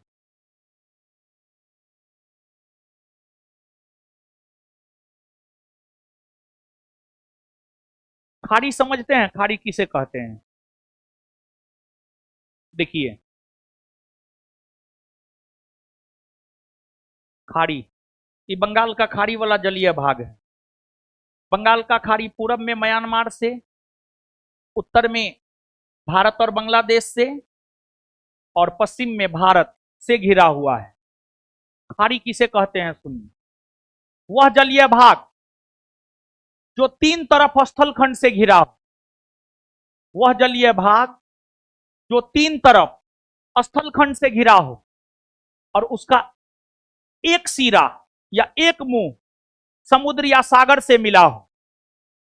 3 तरफ स्थलखंड और एक तरफ क्या, समुद्र या सागर, उसे ही खाड़ी कहते हैं। यही उत्तर होगा। निम्नलिखित कथनों पर विचार कीजिए और नीचे देखिए कौन कथन सही नहीं है, मतलब कौन गलत है। गलत कौन कौन है उसको चुनना है। पटकाई बूम हिमालय पर्वत प्रणाली का हिस्सा नहीं है, गलत है या सही? गलत है, गलत है। देखिए देखिए समझिए, हिमालय पर्वत की अगर हम बात करें तो हिमालय पर्वत भारत के उत्तर में है, पश्चिम से पूरब की ओर फैली हुई है। लेकिन अरुणाचल प्रदेश राज्य से अगर हम देखें तो अरुणाचल प्रदेश राज्य से हिमालय पर्वत भारत के उत्तरी पूर्वी राज्य में फैल जाती है। अरुणाचल प्रदेश राज्य से हिमालय पर्वत दक्षिण की ओर मुड़ती है और भारत के उत्तरी पूर्वी राज्य जिसे 7 सिस्टर कहते हैं, अरुणाचल प्रदेश, असम, मेघालय, नागालैंड, मणिपुर, मिजोरम, त्रिपुरा, इन राज्यों में जो है आपको हिमालय पर्वत फैल जाती है। इन राज्यों में हिमालय पर्वत फैल जाती है। तो हिमालय पर्वत भारत के उत्तरी पूर्वी राज्य में जो फैलती है इस हिमालय को हम लोग पूर्वांचल हिमालय कहते हैं। पूर्वांचल हिमालय, पूर्वांचल हिमालय के अंतर्गत ही अरुणाचल प्रदेश में पटकाई बूम है। पूर्वांचल हिमालय के अंतर्गत ही अरुणाचल प्रदेश में पटकाई बूम है, जो भारत को म्यांमार से अलग करती है। तो पूर्वांचल हिमालय के अंतर्गत अरुणाचल प्रदेश में पटकाई बूम आता है, और यह हिमालय का अंग है। हिमालय का अंग है, जबकि कह रहा है कि पटकाई बूम हिमालय श्रेणी का अंग नहीं है, जबकि अंग है। तो इसी वजह से पहला स्टेटमेंट गलत या सही? गलत।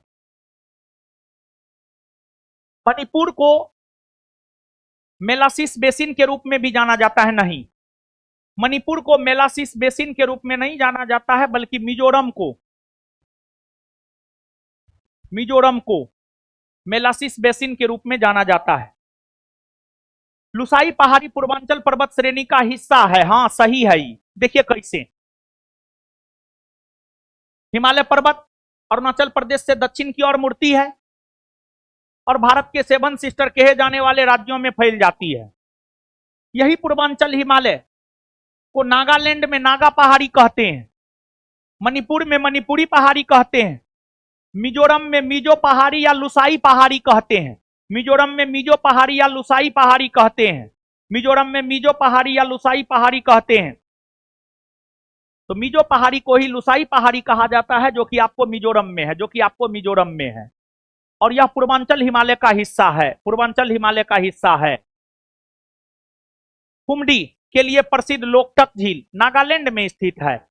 देखिए, फुमडी के लिए प्रसिद्ध जो लोकटक झील है, लोकटक झील नागालैंड में नहीं है, बल्कि लोकटक झील जो है आपको मणिपुर में है।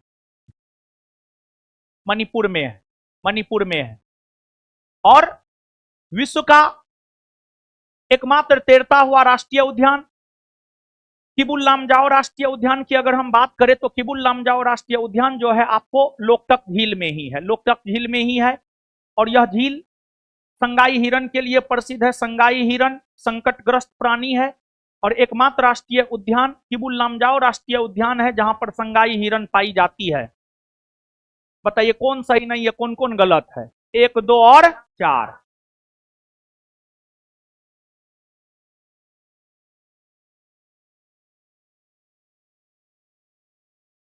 इसको सिर्फ इस जानकारी मात्र से भी बनाया जा सकता था। ऑप्शन पर 3 जिसमें है उनय होगा, तो ए छट जाएगा, बी छट जाएगा तो बच जाएगा, ए छट जाएगा, सी छट जाएगा तो बच जाएगा बी। ठीक है, तो कम जानकारी से भी, ऐसा नहीं है कि कम जानकारी से क्वेश्चन नहीं बनाया जा सकता है। ठीक है ना? देखिए, जानते हैं जितना लोग सफल हुआ है ना, उसमें कुछ चीज कॉमन है, कुछ चीज कॉमन होता है। सफल लोगों में गंभीरता होता है, और जब तक किसी लोग में गंभीरता नहीं आता है, तब तक वो सफल हो ही नहीं सकता है, एकदम नहीं हो सकता है।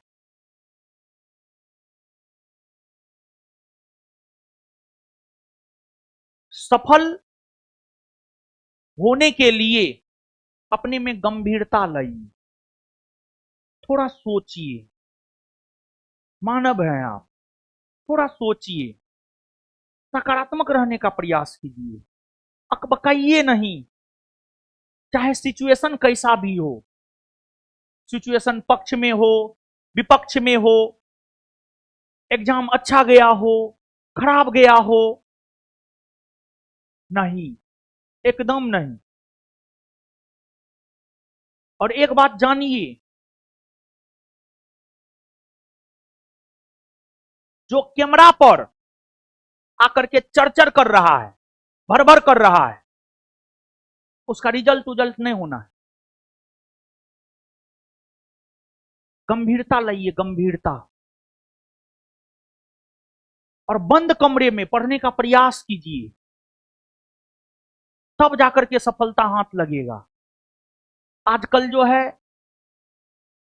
चलता है यूट्यूब पर, स्टडी विथ फलना, दरोगा एस्पिरेंट 8 आवर स्टडी। संस्थान में वीडियो सब जो है कुछ अति होता है, मतलब क्या होता है जी? वीडियो सब एडिट होता है। देखते हैं एडिट में, एडिट होने में, एक वीडियो एडिट होने में 8 से 10 मिनट का एक वीडियो एडिट होने में 2 से 3 घंटा समय लगता है। आजकल लड़का सब मोबाइल, हेलो गाइज, समझे, सुबह के 4 बज चुके हैं, अब मैं नित्य क्रिया से निवृत्त होने जा रहा हूं। सुबह के 5 बज चुके हैं, अब मैं पढ़ाई शुरू कर रहा हूं। मैंने ज्योग्राफी पढ़ना शुरू किया। सुबह के 8 बज चुके हैं, अब मैं कुकर लेकर के दाल चढ़ाने जा रहा हूं। तो इस सब का रिजल्ट उजल्ट नहीं होता है। आप हमको दिखा दीजिए कोई भी इस टाइप का जिसका रिजल्ट हो गया हो ही नहीं सकता है, किसी सिचुएशन में नहीं हो सकता है, हो ही नहीं सकता है। क्या बात करते हैं आप, ला करके हमको दिखाइए, समझे। तो इस सब चक्कर में मत रहिए।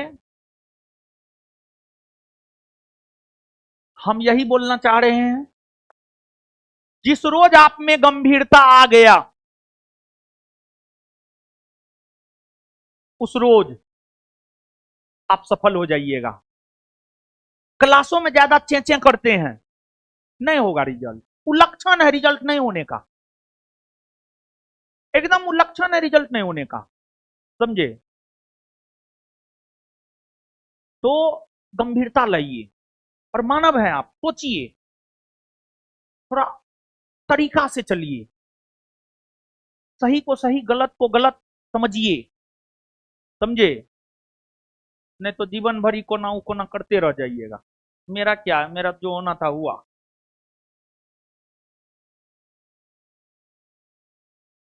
जलप्रपात और टिप्पणी, दूध सागर, जानते हैं दूध सागर जलप्रपात की बात करें तो गोवा में मांडवी नदी के तट पर है, गोवा में मांडवी नदी के तट पर है। डुडुमा मुचकुंड नदी के तट पर है ओडिशा में। कोकक घाटप्रभा नदी के तट पर है कर्नाटक में। जोग शरावती नदी के तट पर है कर्नाटक में। 4 1 2 3।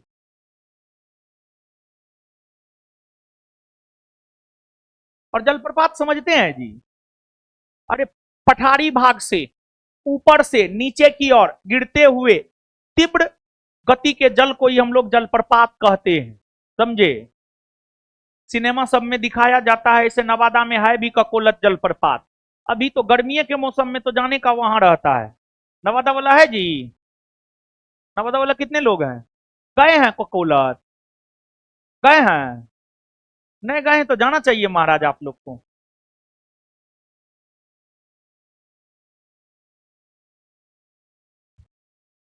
निम्नलिखित कथनों पर विचार कीजिए। घाघरा नदी का उद्गम स्रोत चेमयुंगदुंग हिमनद है नहीं। घाघरा नदी जो है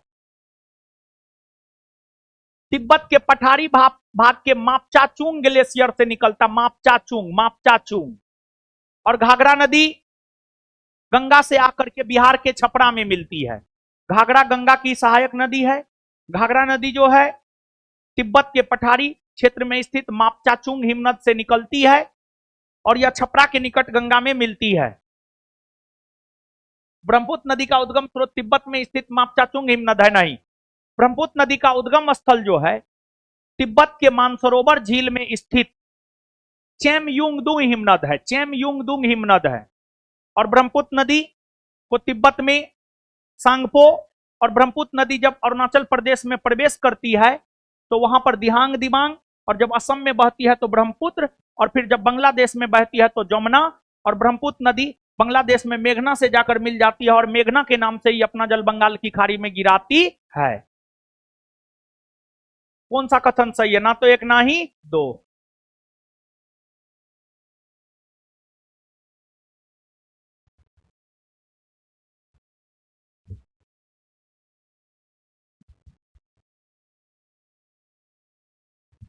शीत ऋतु में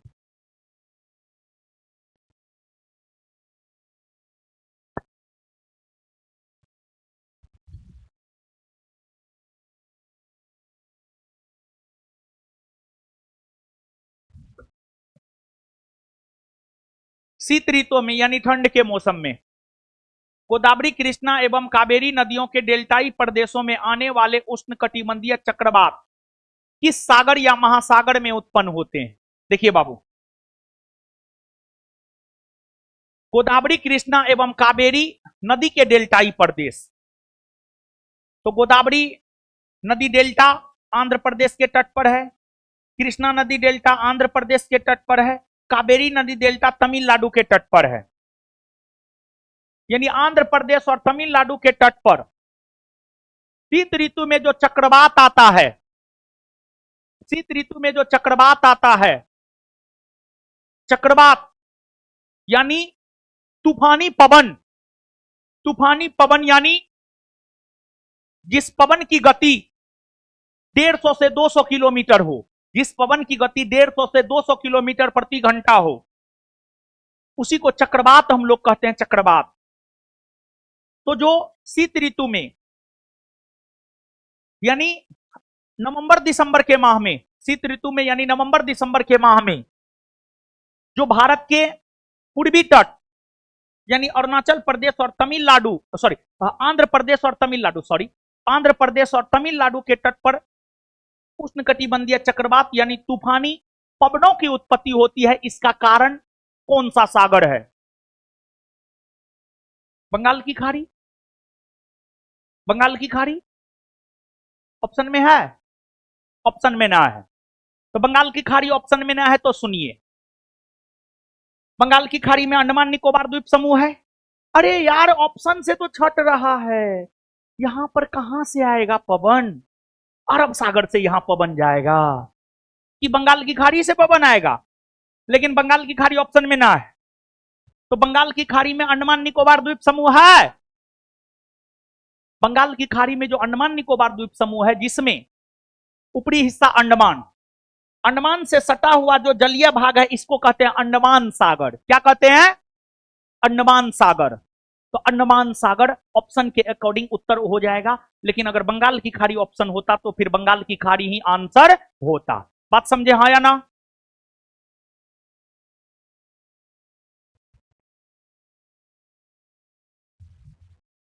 उद्योग और अवस्थिति, रेलवे से संबंधित उपकरण के लिए कौन सा है टिकी है, टिकी है, पकड़िए उसको, पकड़िए। कहां कहां कहां बेटा, मारेंगे दूजा पर मुंह लल बेट।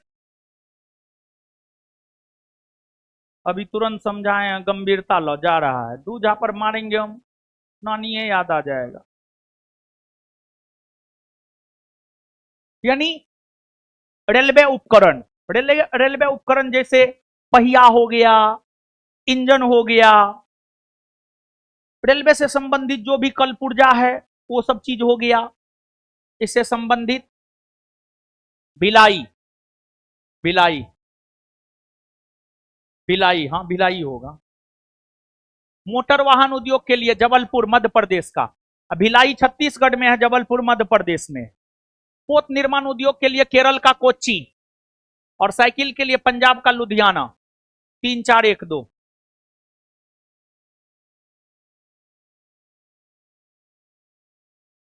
प्रद्वीपीय भारत के चीनी उद्योगों के बारे में निम्नलिखित में से कौन सा सही नहीं है? कौन सा सही नहीं है मतलब कौन गलत है, कौन गलत है? सुनिए, जानते हैं? प्रद्वीपीय भारत यानी दक्षिण भारत, जानते हैं? चीनी उद्योग, भारत में पहला चीनी उद्योग बिहार के सारण के मरहौरा में 1903 में खोला गया था।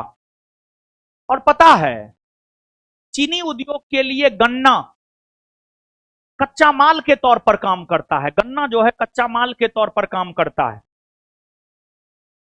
गन्ना का उत्पादन उत्तर प्रदेश में भी होता है, बिहार में भी होता है।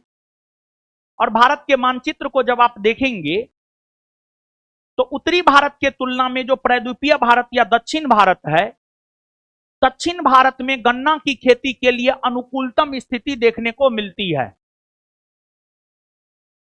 दक्षिण भारतीय राज्य ही प्रति हेक्टेयर के दृष्टिकोण से अगर देखा जाए तो प्रति हेक्टेयर के दृष्टिकोण से जो है सबसे ज्यादा गन्ना का उत्पादन दक्षिण भारतीय राज्य ही करता है। प्रति हेक्टेयर के दृष्टिकोण से अगर देखा जाए तो प्रति हेक्टेयर के दृष्टिकोण से जो है गन्ना का सर्वाधिक उत्पादन अगर हम देखें तो गन्ना का सर्वाधिक उत्पादन जो है आपको दक्षिण भारतीय राज्य करता है। और सबसे ज्यादा चीनी मिल कहां मिलता है पता है? चीनी मिल जो है महाराष्ट्र में मिलता है। और महाराष्ट्र की अगर हम लोग बात करें तो महाराष्ट्र मानचित्र पर जब आप देखिएगा तो पूर्वी तट पर है कि पश्चिमी तट पर?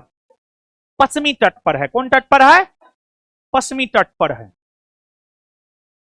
तो प्रायद्वीपीय भारत यानी दक्षिण भारत में चीनी उद्योग के बारे में कौन सा सही नहीं है, कौन गलत है? गन्ने का प्रति हेक्टेयर उच्च उत्पादन होता है, ये तो सही है। उच्चतर सुक्रोज अंश होता है, सही है। लंबी पेराई अवधि, सही है। प्रायद्वीप में अधिकांश मिलें मुख्यतः पूर्वी तट के समीप है, नहीं, पश्चिमी तट। तो आंसर डी। नगरों का वर्गीकरण और उदाहरण।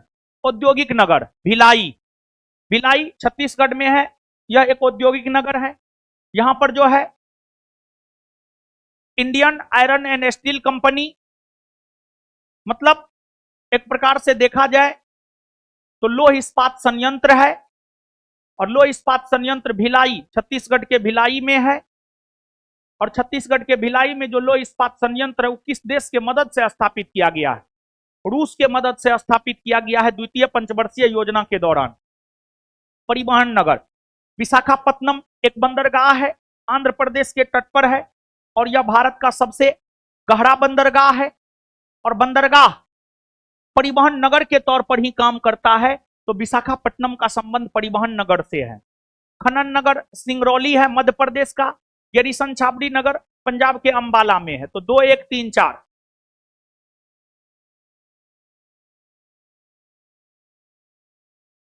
निम्नलिखित कथनों पर विचार कीजिए। भारत में कागज और पेपर बोर्ड उद्योग के लिए अधिकांश कच्चा माल बांस की कृषि और उसके बाद सबाई घास के द्वारा प्रदान किया जाता है। हाँ। बेलागोला कारखाना कर्नाटक ऐसा कारखाना है जो बगास के रूप में कच्चे पदार्थ का प्रयोग करता है कागज बनाने के लिए। हाँ। पश्चिम बंगाल में कागज उद्योग अन्य राज्यों की अपेक्षा अधिक केंद्रित है, जिसका मुख्य कारण यहां सबाई घास की उपलब्धता है। नहीं,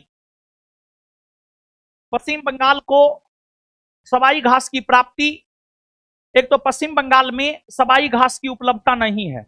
सबाई घास की उपलब्धता बिहार में है, झारखंड में है, ओडिशा में है। पश्चिम बंगाल को सबाई घास बिहार, झारखंड, ओडिशा से जाता है, तो इसी वजह से गलत है। तो कौन सा कथन सही नहीं है? कौन सा कथन सही नहीं है? सही शब्द छूट गया है, सही नहीं है। मतलब कौन गलत है? तो गलत है केवल 3।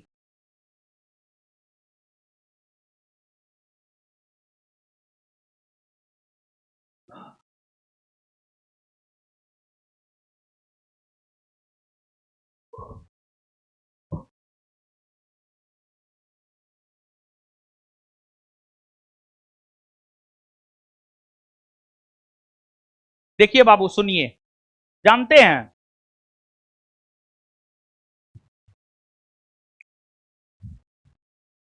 हिंदू धर्म में 16 संस्कार की बात की गई है।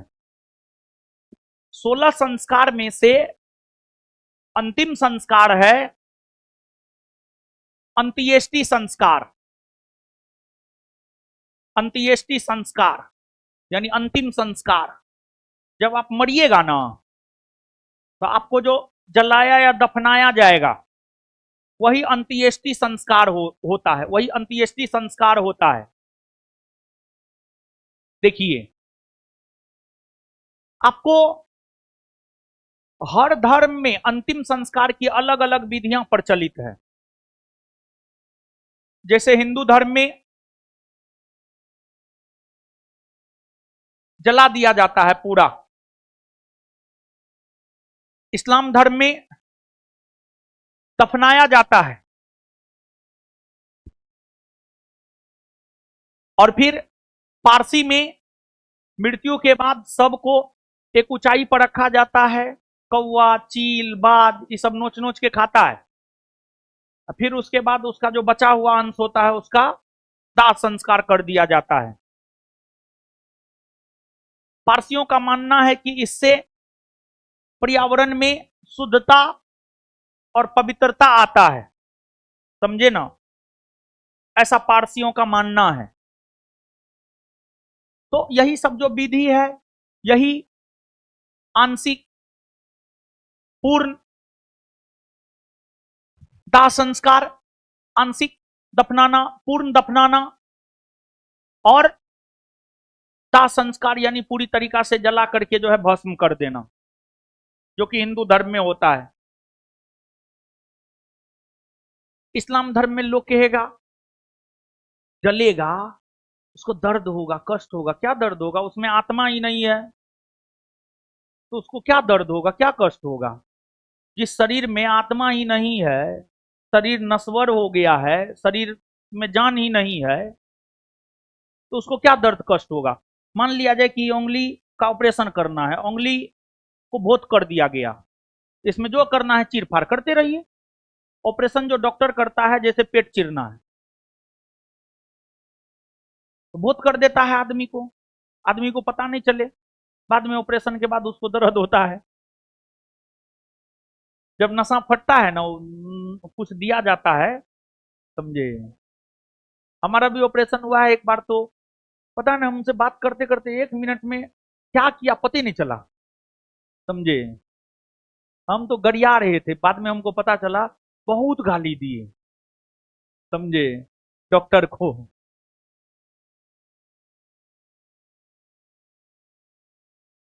तो आपको भारत की पहली सभ्यता हड़प्पा सभ्यता, हड़प्पा सभ्यता से ही अंतिम संस्कार की तीनों विधियां, पूर्ण समाधिकरण, आंशिक समाधिकरण और दाह संस्कार, ये तीनों विधियां हड़प्पा सभ्यता से ही भारत में विद्यमान है।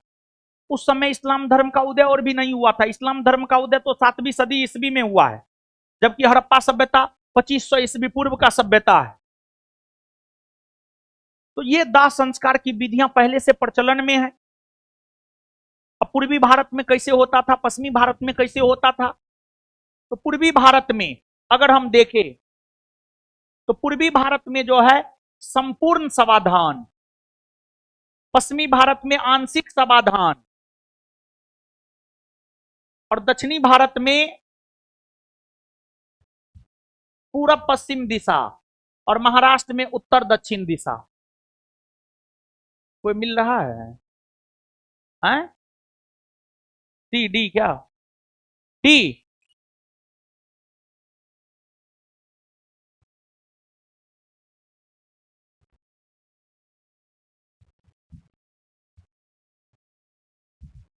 तो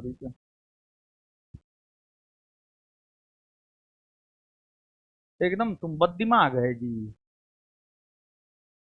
मानचित्रों ने लगाया। ओ तुम पढ़ा लिखा तो नहीं है, मैट्रिक इंटर साधारण किया। तो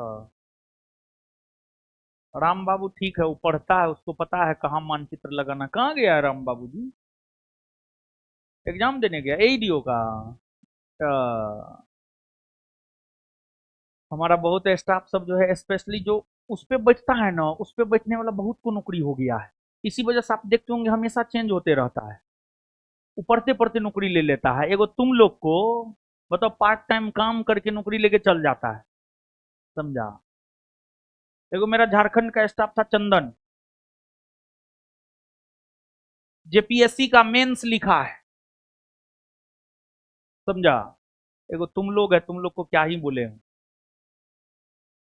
जिसको जितना स्वतंत्रता मिलता है ना, वो उतना बौका निकलता है, समझे। और जिसको जितना कष्ट होता है वो उतना बढ़िया निकलता है। सुनिए, हड़प्पा सभ्यता, जहां तक हड़प्पा सभ्यता का सवाल है, हड़प्पा सभ्यता भारत के उत्तरी पश्चिमी भाग में, अगर आप भारत के उत्तरी पश्चिमी भाग में आएंगे तो राजस्थान हो गया, जम्मू कश्मीर हो गया, पंजाब हो गया, इन क्षेत्रों में हड़प्पा सभ्यता फला फूला था। और हड़प्पा सभ्यता का नाम हड़प्पा सभ्यता इसलिए रखा गया है क्योंकि इस सभ्यता के अंतर्गत सबसे पहले हड़प्पा नामक स्थल की खोज हुई थी। और हड़प्पा नामक स्थल की खोज 1921 ईस्वी में, हड़प्पा नामक स्थल की खोज जो है 1921 ईस्वी में दयाराम साहनी ने जॉन मार्शल के दिशा निर्देशन में किया। और हड़प्पा सभ्यता सिंधु और उसकी सहायक नदियों के आसपास फली फूली है। और हड़प्पा सभ्यता को सिंधु घाटी सभ्यता भी कहा जाता है क्योंकि हड़प्पा सभ्यता सिंधु नदी के आसपास फली फूली है और इसे हड़प्पा सभ्यता इसलिए कहा जाता है क्योंकि इस सभ्यता के अंतर्गत सबसे पहले हड़प्पा नामक स्थल की खोज हुई थी। अगर हम इस सभ्यता की बात करें, यह एक शहरी सभ्यता थी। इस सभ्यता का मुख्य व्यवसाय व्यापार था और इस सभ्यता में वर्ण व्यवस्था का कोई प्रचलन नहीं था। इस सभ्यता के लोगों का मुख्य व्यवसाय व्यापार था, इसी वजह से व्यापारी सबसे मजबूत स्थिति में था। और देखिए,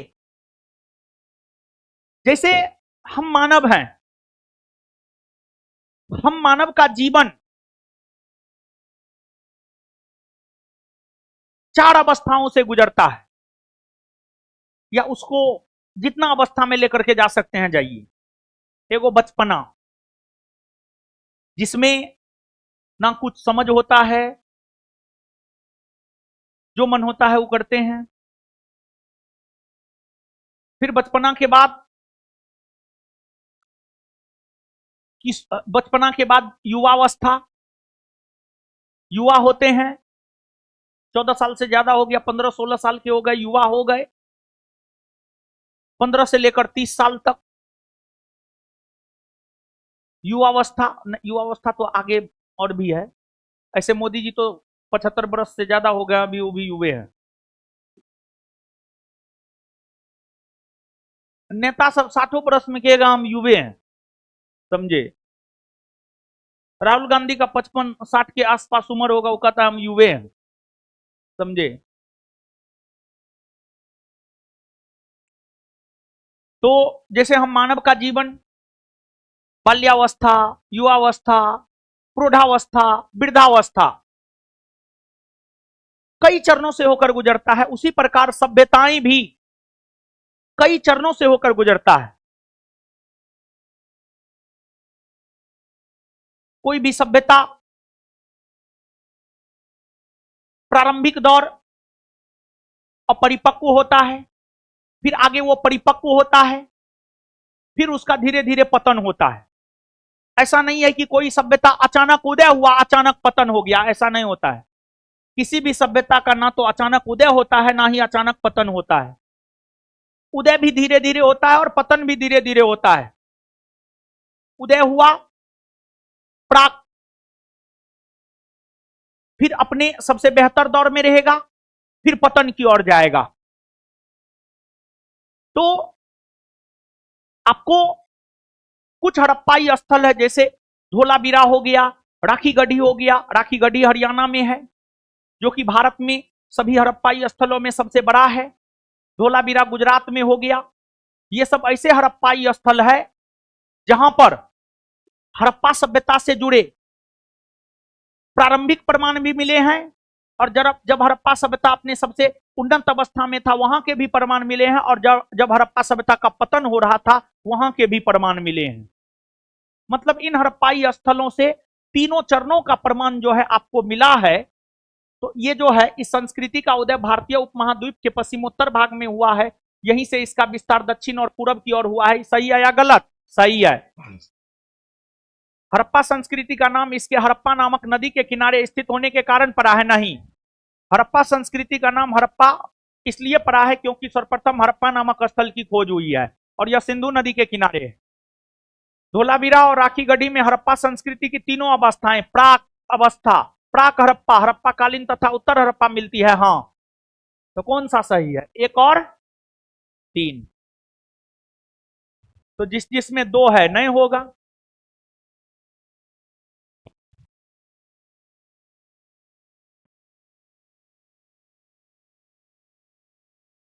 देखिए सुनिए,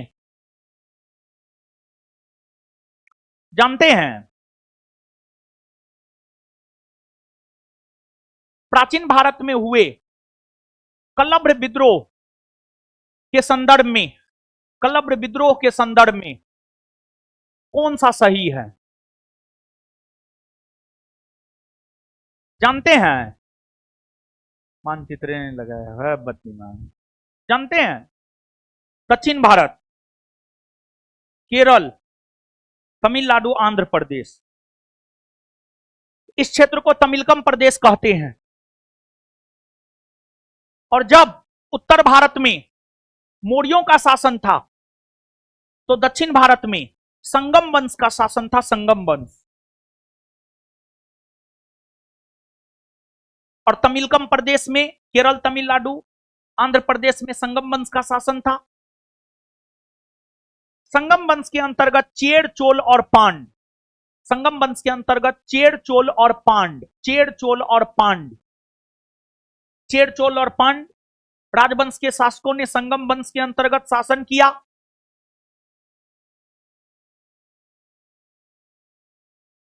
चेर, चोल और पांड वंश के शासकों ने ब्राह्मणों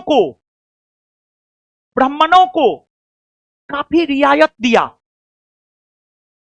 ब्राह्मणों को भूमि अनुदान में चेर, चोल और पांड वंश के शासक दिया करते थे, जिसे ब्रह्मदेव भूमि कहा जाता था।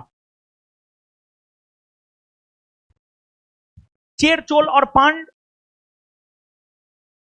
शासकों के द्वारा ब्राह्मणों को जो संरक्षण दिया जाता था, उसी के खिलाफ कलब्र आदिवासी समुदाय के लोगों ने चेर, चोल और पांड वंश के शासकों के खिलाफ विद्रोह किया, जिस विद्रोह को कलब्र विद्रोह कहते हैं। और यह विद्रोह इतना व्यापक था कि कलब्र आदिवासियों ने लगभग 75 वर्षों तक केरल, तमिलनाडु, आंध्र प्रदेश के क्षेत्र में शासन किया। और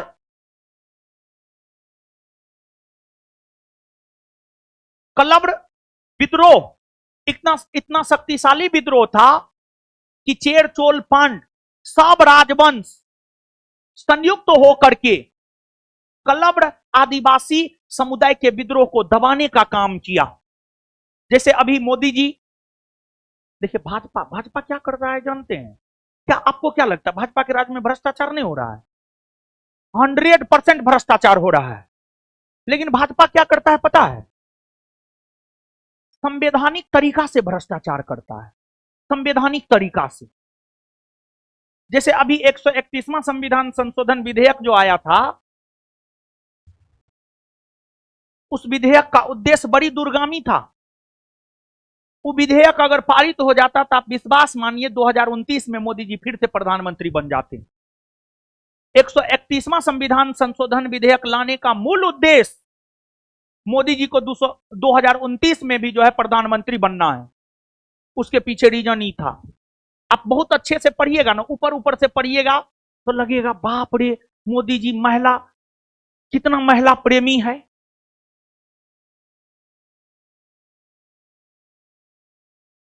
कि महिला को जो है 1/3 आरक्षण लोकसभा विधानसभा में दे रहे हैं। अरे महिला को आरक्षण 1/3 लोकसभा विधानसभा में 2023 में मिल चुका है। कांग्रेस तो कहा था कि 2024 के लोकसभा चुनाव में लागू कर दीजिए, और लागू किया जा सकता है, किया जा सकता है कभी भी। मोदी सरकार चाहे ना तो कल से महिला आरक्षण विधेयक को लागू कर सकता है। 2023 में कानून पारित है वाला। तो इसका उद्देश्य बड़ी दूरगामी था। तो मोदी जी जो है ना, और भाजपा सरकार जो है ना, संवैधानिक तरीका से भ्रष्टाचार करता है, जो आपको पता नहीं चलेगा, समझे? तो और मोदी सरकार का नाम इसलिए लिए हैं, अभी मोदी जी को हराने के लिए पूरा विपक्ष एक हो गया। तैयो 2024 में नहीं हरा पाया, 234 तक पहुंच पाया विपक्ष। मोदी जी शक्तिशाली हैं, सब चीज पर कब्जा कर लिए हैं, तो शक्तिशाली हो गए हैं। मोदी जी को आप डिक्टेटर भी कह सकते हैं, तानाशाह भी कह सकते हैं, क्योंकि वो भी वही करते हैं जो मोटा भाई कहता है। दिमाग मोटा भाई का होता है, समझे? दिमाग मोटा भाई के पास है। अब बाद बाकी अपना चलते हैं उस पर, समझे? तो कलब्र आदिवासी जो विद्रोह किया था, वो विद्रोह इतना शक्तिशाली था कि दक्षिण भारत के सब शासक मिल करके कलब्र विद्रोह को दबाने का काम किया था। इतना शक्तिशाली विद्रोह था। और यह विद्रोह 6ठी सदी ईस्वी में हुआ। 6ठी सदी ईस्वी में जो है कलब्र विद्रोह हुआ है। कलब्र एक आदिवासी समुदाय था जिसने 6ठी शताब्दी में चोल वंश और अन्य समकालीन राजवंशों को पराजित कर सत्ता प्राप्त की थी। हाँ, 75 वर्ष तक शासन भी किया था, सत्ता प्राप्त किया और 75 वर्ष शासन भी किया। यह विद्रोह तत्कालीन दक्षिण भारत की सामाजिक और राजनीतिक व्यवस्था के विरोध लक्षित था। हाँ, दोनों सही है।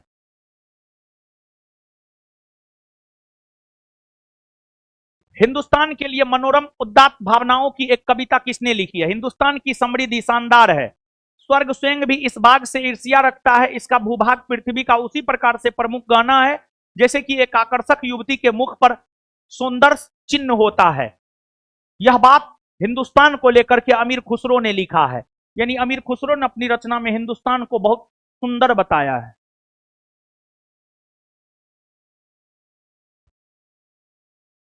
मुगल शासक और संबंधित मकबरा। हुमायूं का मकबरा दिल्ली में है, और हुमायूं का मकबरा दिल्ली में है, और हुमायूं के मकबरा को मुगलों का कब्रिस्तान कहते हैं क्योंकि यहां पर कई मुगल बादशाहों को दफनाया गया है और मुगल राज परिवार से जुड़े जो भी लोग थे अधिकतर को यहीं पर दफनाया गया है। इसी वजह से जो है हुमायूं के मकबरा को जो है मुगलों का कब्रिस्तान कहते हैं। और हुमायूं के मकबरा को ताजमहल का अग्रगामी कहते हैं या पूर्वगामी कहते हैं। हुमायूं के मकबरा से ही ताजमहल प्रेरित है। शेरशाह का मकबरा सासाराम में है। जहांगीर का मकबरा लाहौर के शहादरा में है। अकबर का मकबरा आगरा के सिकंदरा में है। 1 3 2 4।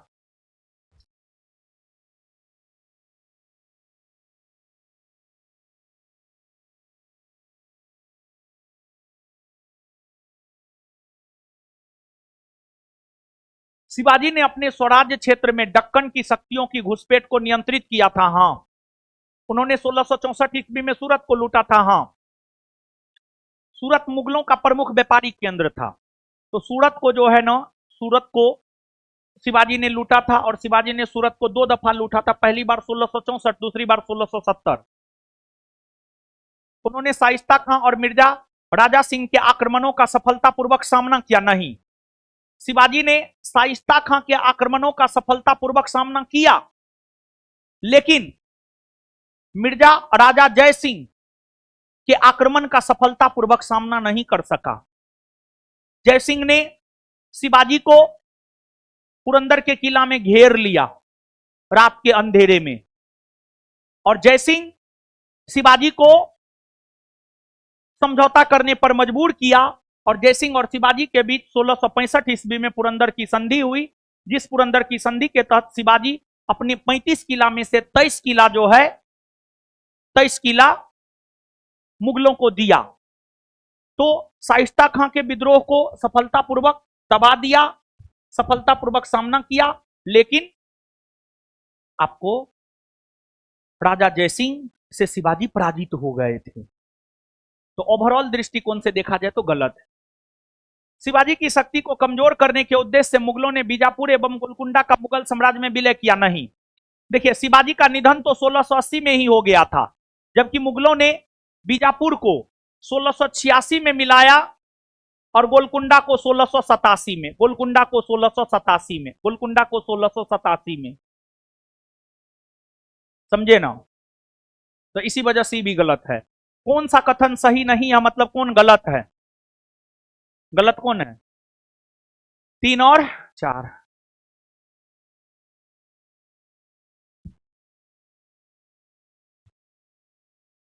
गदर पार्टी के संदर्भ में निम्नलिखित कथनों में कौन सा या से सही है? देखिए, गदर पार्टी, गदर, गदर का मतलब है क्रांति। गदर पार्टी की स्थापना अमेरिका के सैन फ्रांसिस्को में लाला हरदयाल के द्वारा किया गया था, और गदर पार्टी का मुख्यालय जो है सैन फ्रांसिस्को में था, अमेरिका के सैन फ्रांसिस्को में था।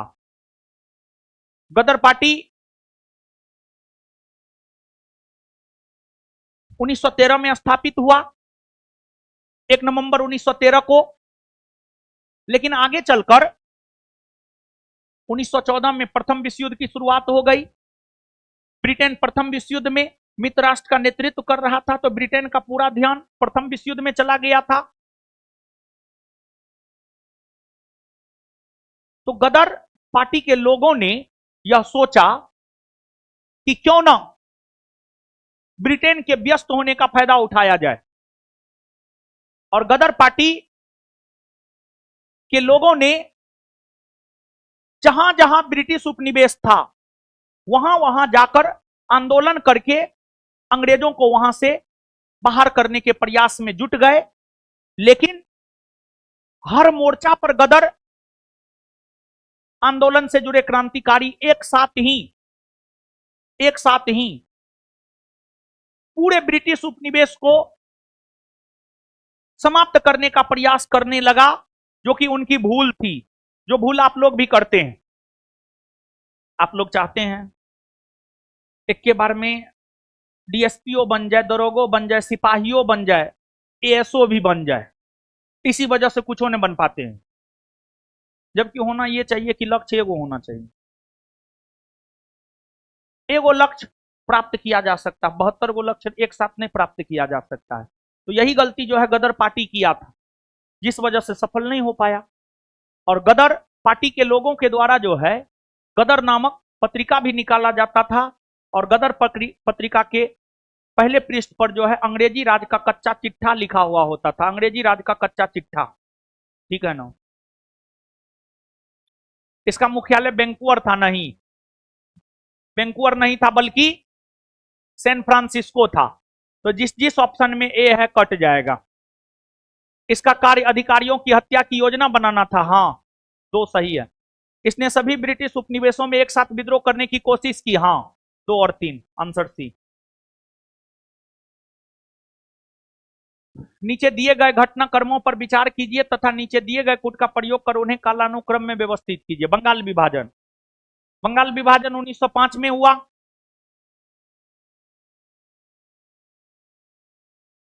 देखिए, बंगाल विभाजन की घोषणा लॉर्ड कर्जन ने 19-20 जुलाई 1905 को किया।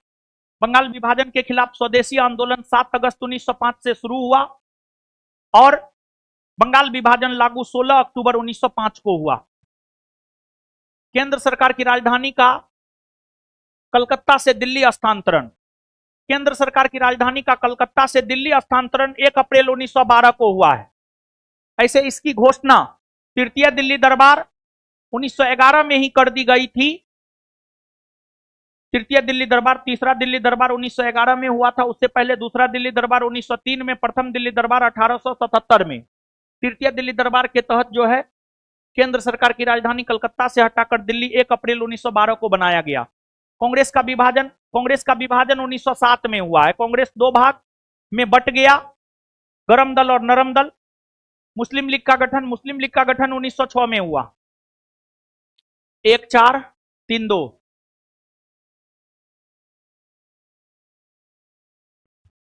निम्नलिखित में से भारत की स्वतंत्रता से संबंधित कौन सा एक कथन सही नहीं है? देखिए, ध्यान दीजिए। जानते हैं कैबिनेट मिशन योजना मार्च 1946 में भारत आया। कैबिनेट मिशन योजना ने अपनी सिफारिश मई 1946 में दिया, जिसमें भारत के विभाजन और पाकिस्तान के निर्माण की बात नहीं थी, जिस वजह से कैबिनेट मिशन योजना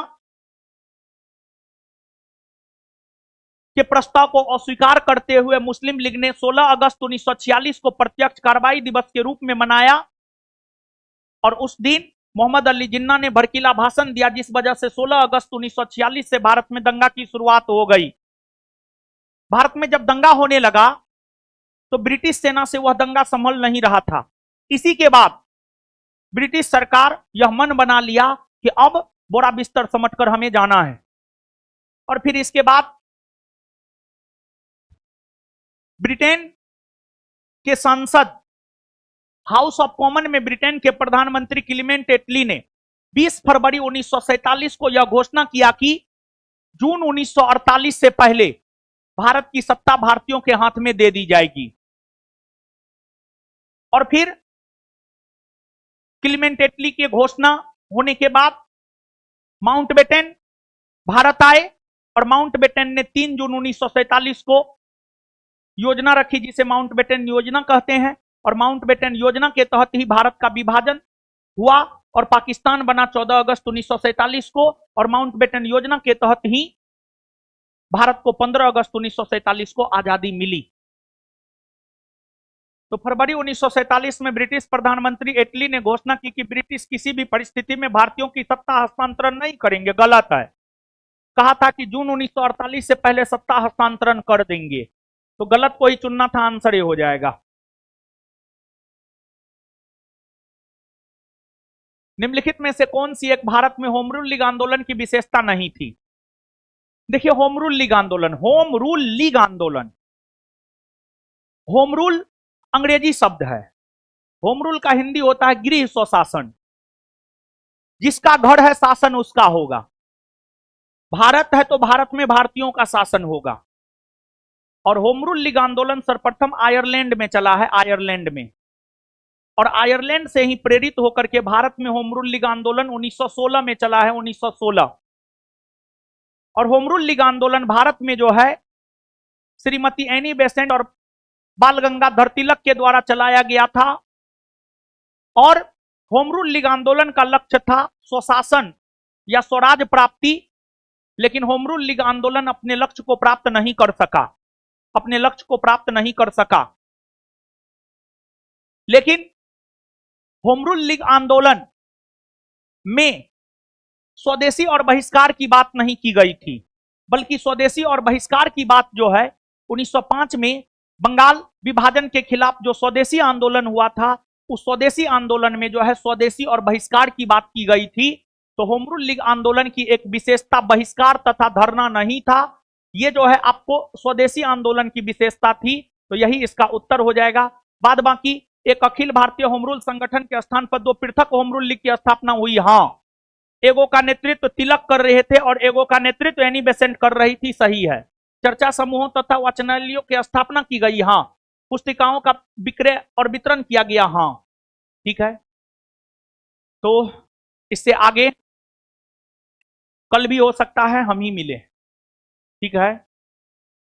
बिट्टू सर जो है थोड़ा सा गला प्रॉब्लम की वजह से जो है आउट ऑफ स्टेशन है, इलाज करवाने के लिए जो है बाहर गए हुए हैं। हमको लगता है कि एक सप्ताह में आ जाएंगे। और फिर देखिए, अब कल डॉक्टर देखेगा, उसके बाद पता चलेगा कि क्या है क्या नहीं है, ठीक है ना। और पिछले सप्ताह टेस्ट तो हुआ ही था, ठीक है ना। तो टेस्ट होगा, कुछ दिन में बिट्टू सर जो है फिर से इंटर कर जाएंगे। फिलहाल जो है साइंस का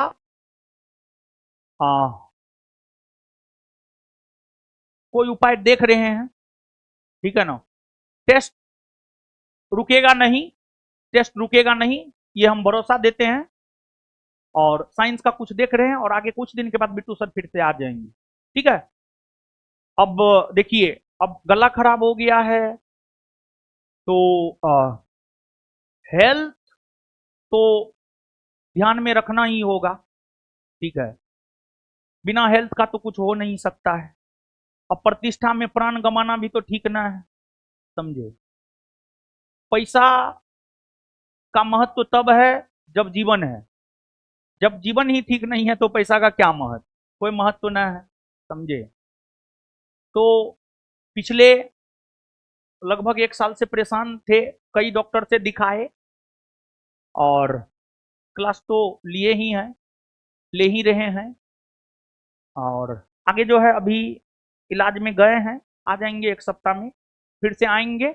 लेकिन साइंस का जो है हम देखते हैं, तब तक के लिए कोई ना कोई उपाय करते हैं, ठीक है। और अच्छा, कौन सर आएंगे नहीं आएंगे वो मैनेजमेंट डिसाइड करेगा, हम डिसाइड करेंगे क्या आपके लिए बेहतर हो सकता है, क्या बेहतर नहीं हो सकता है, समझे ना। सब चीज को ध्यान में रखना होता है। तो मिलते हैं कल, ठीक है। धन्यवाद।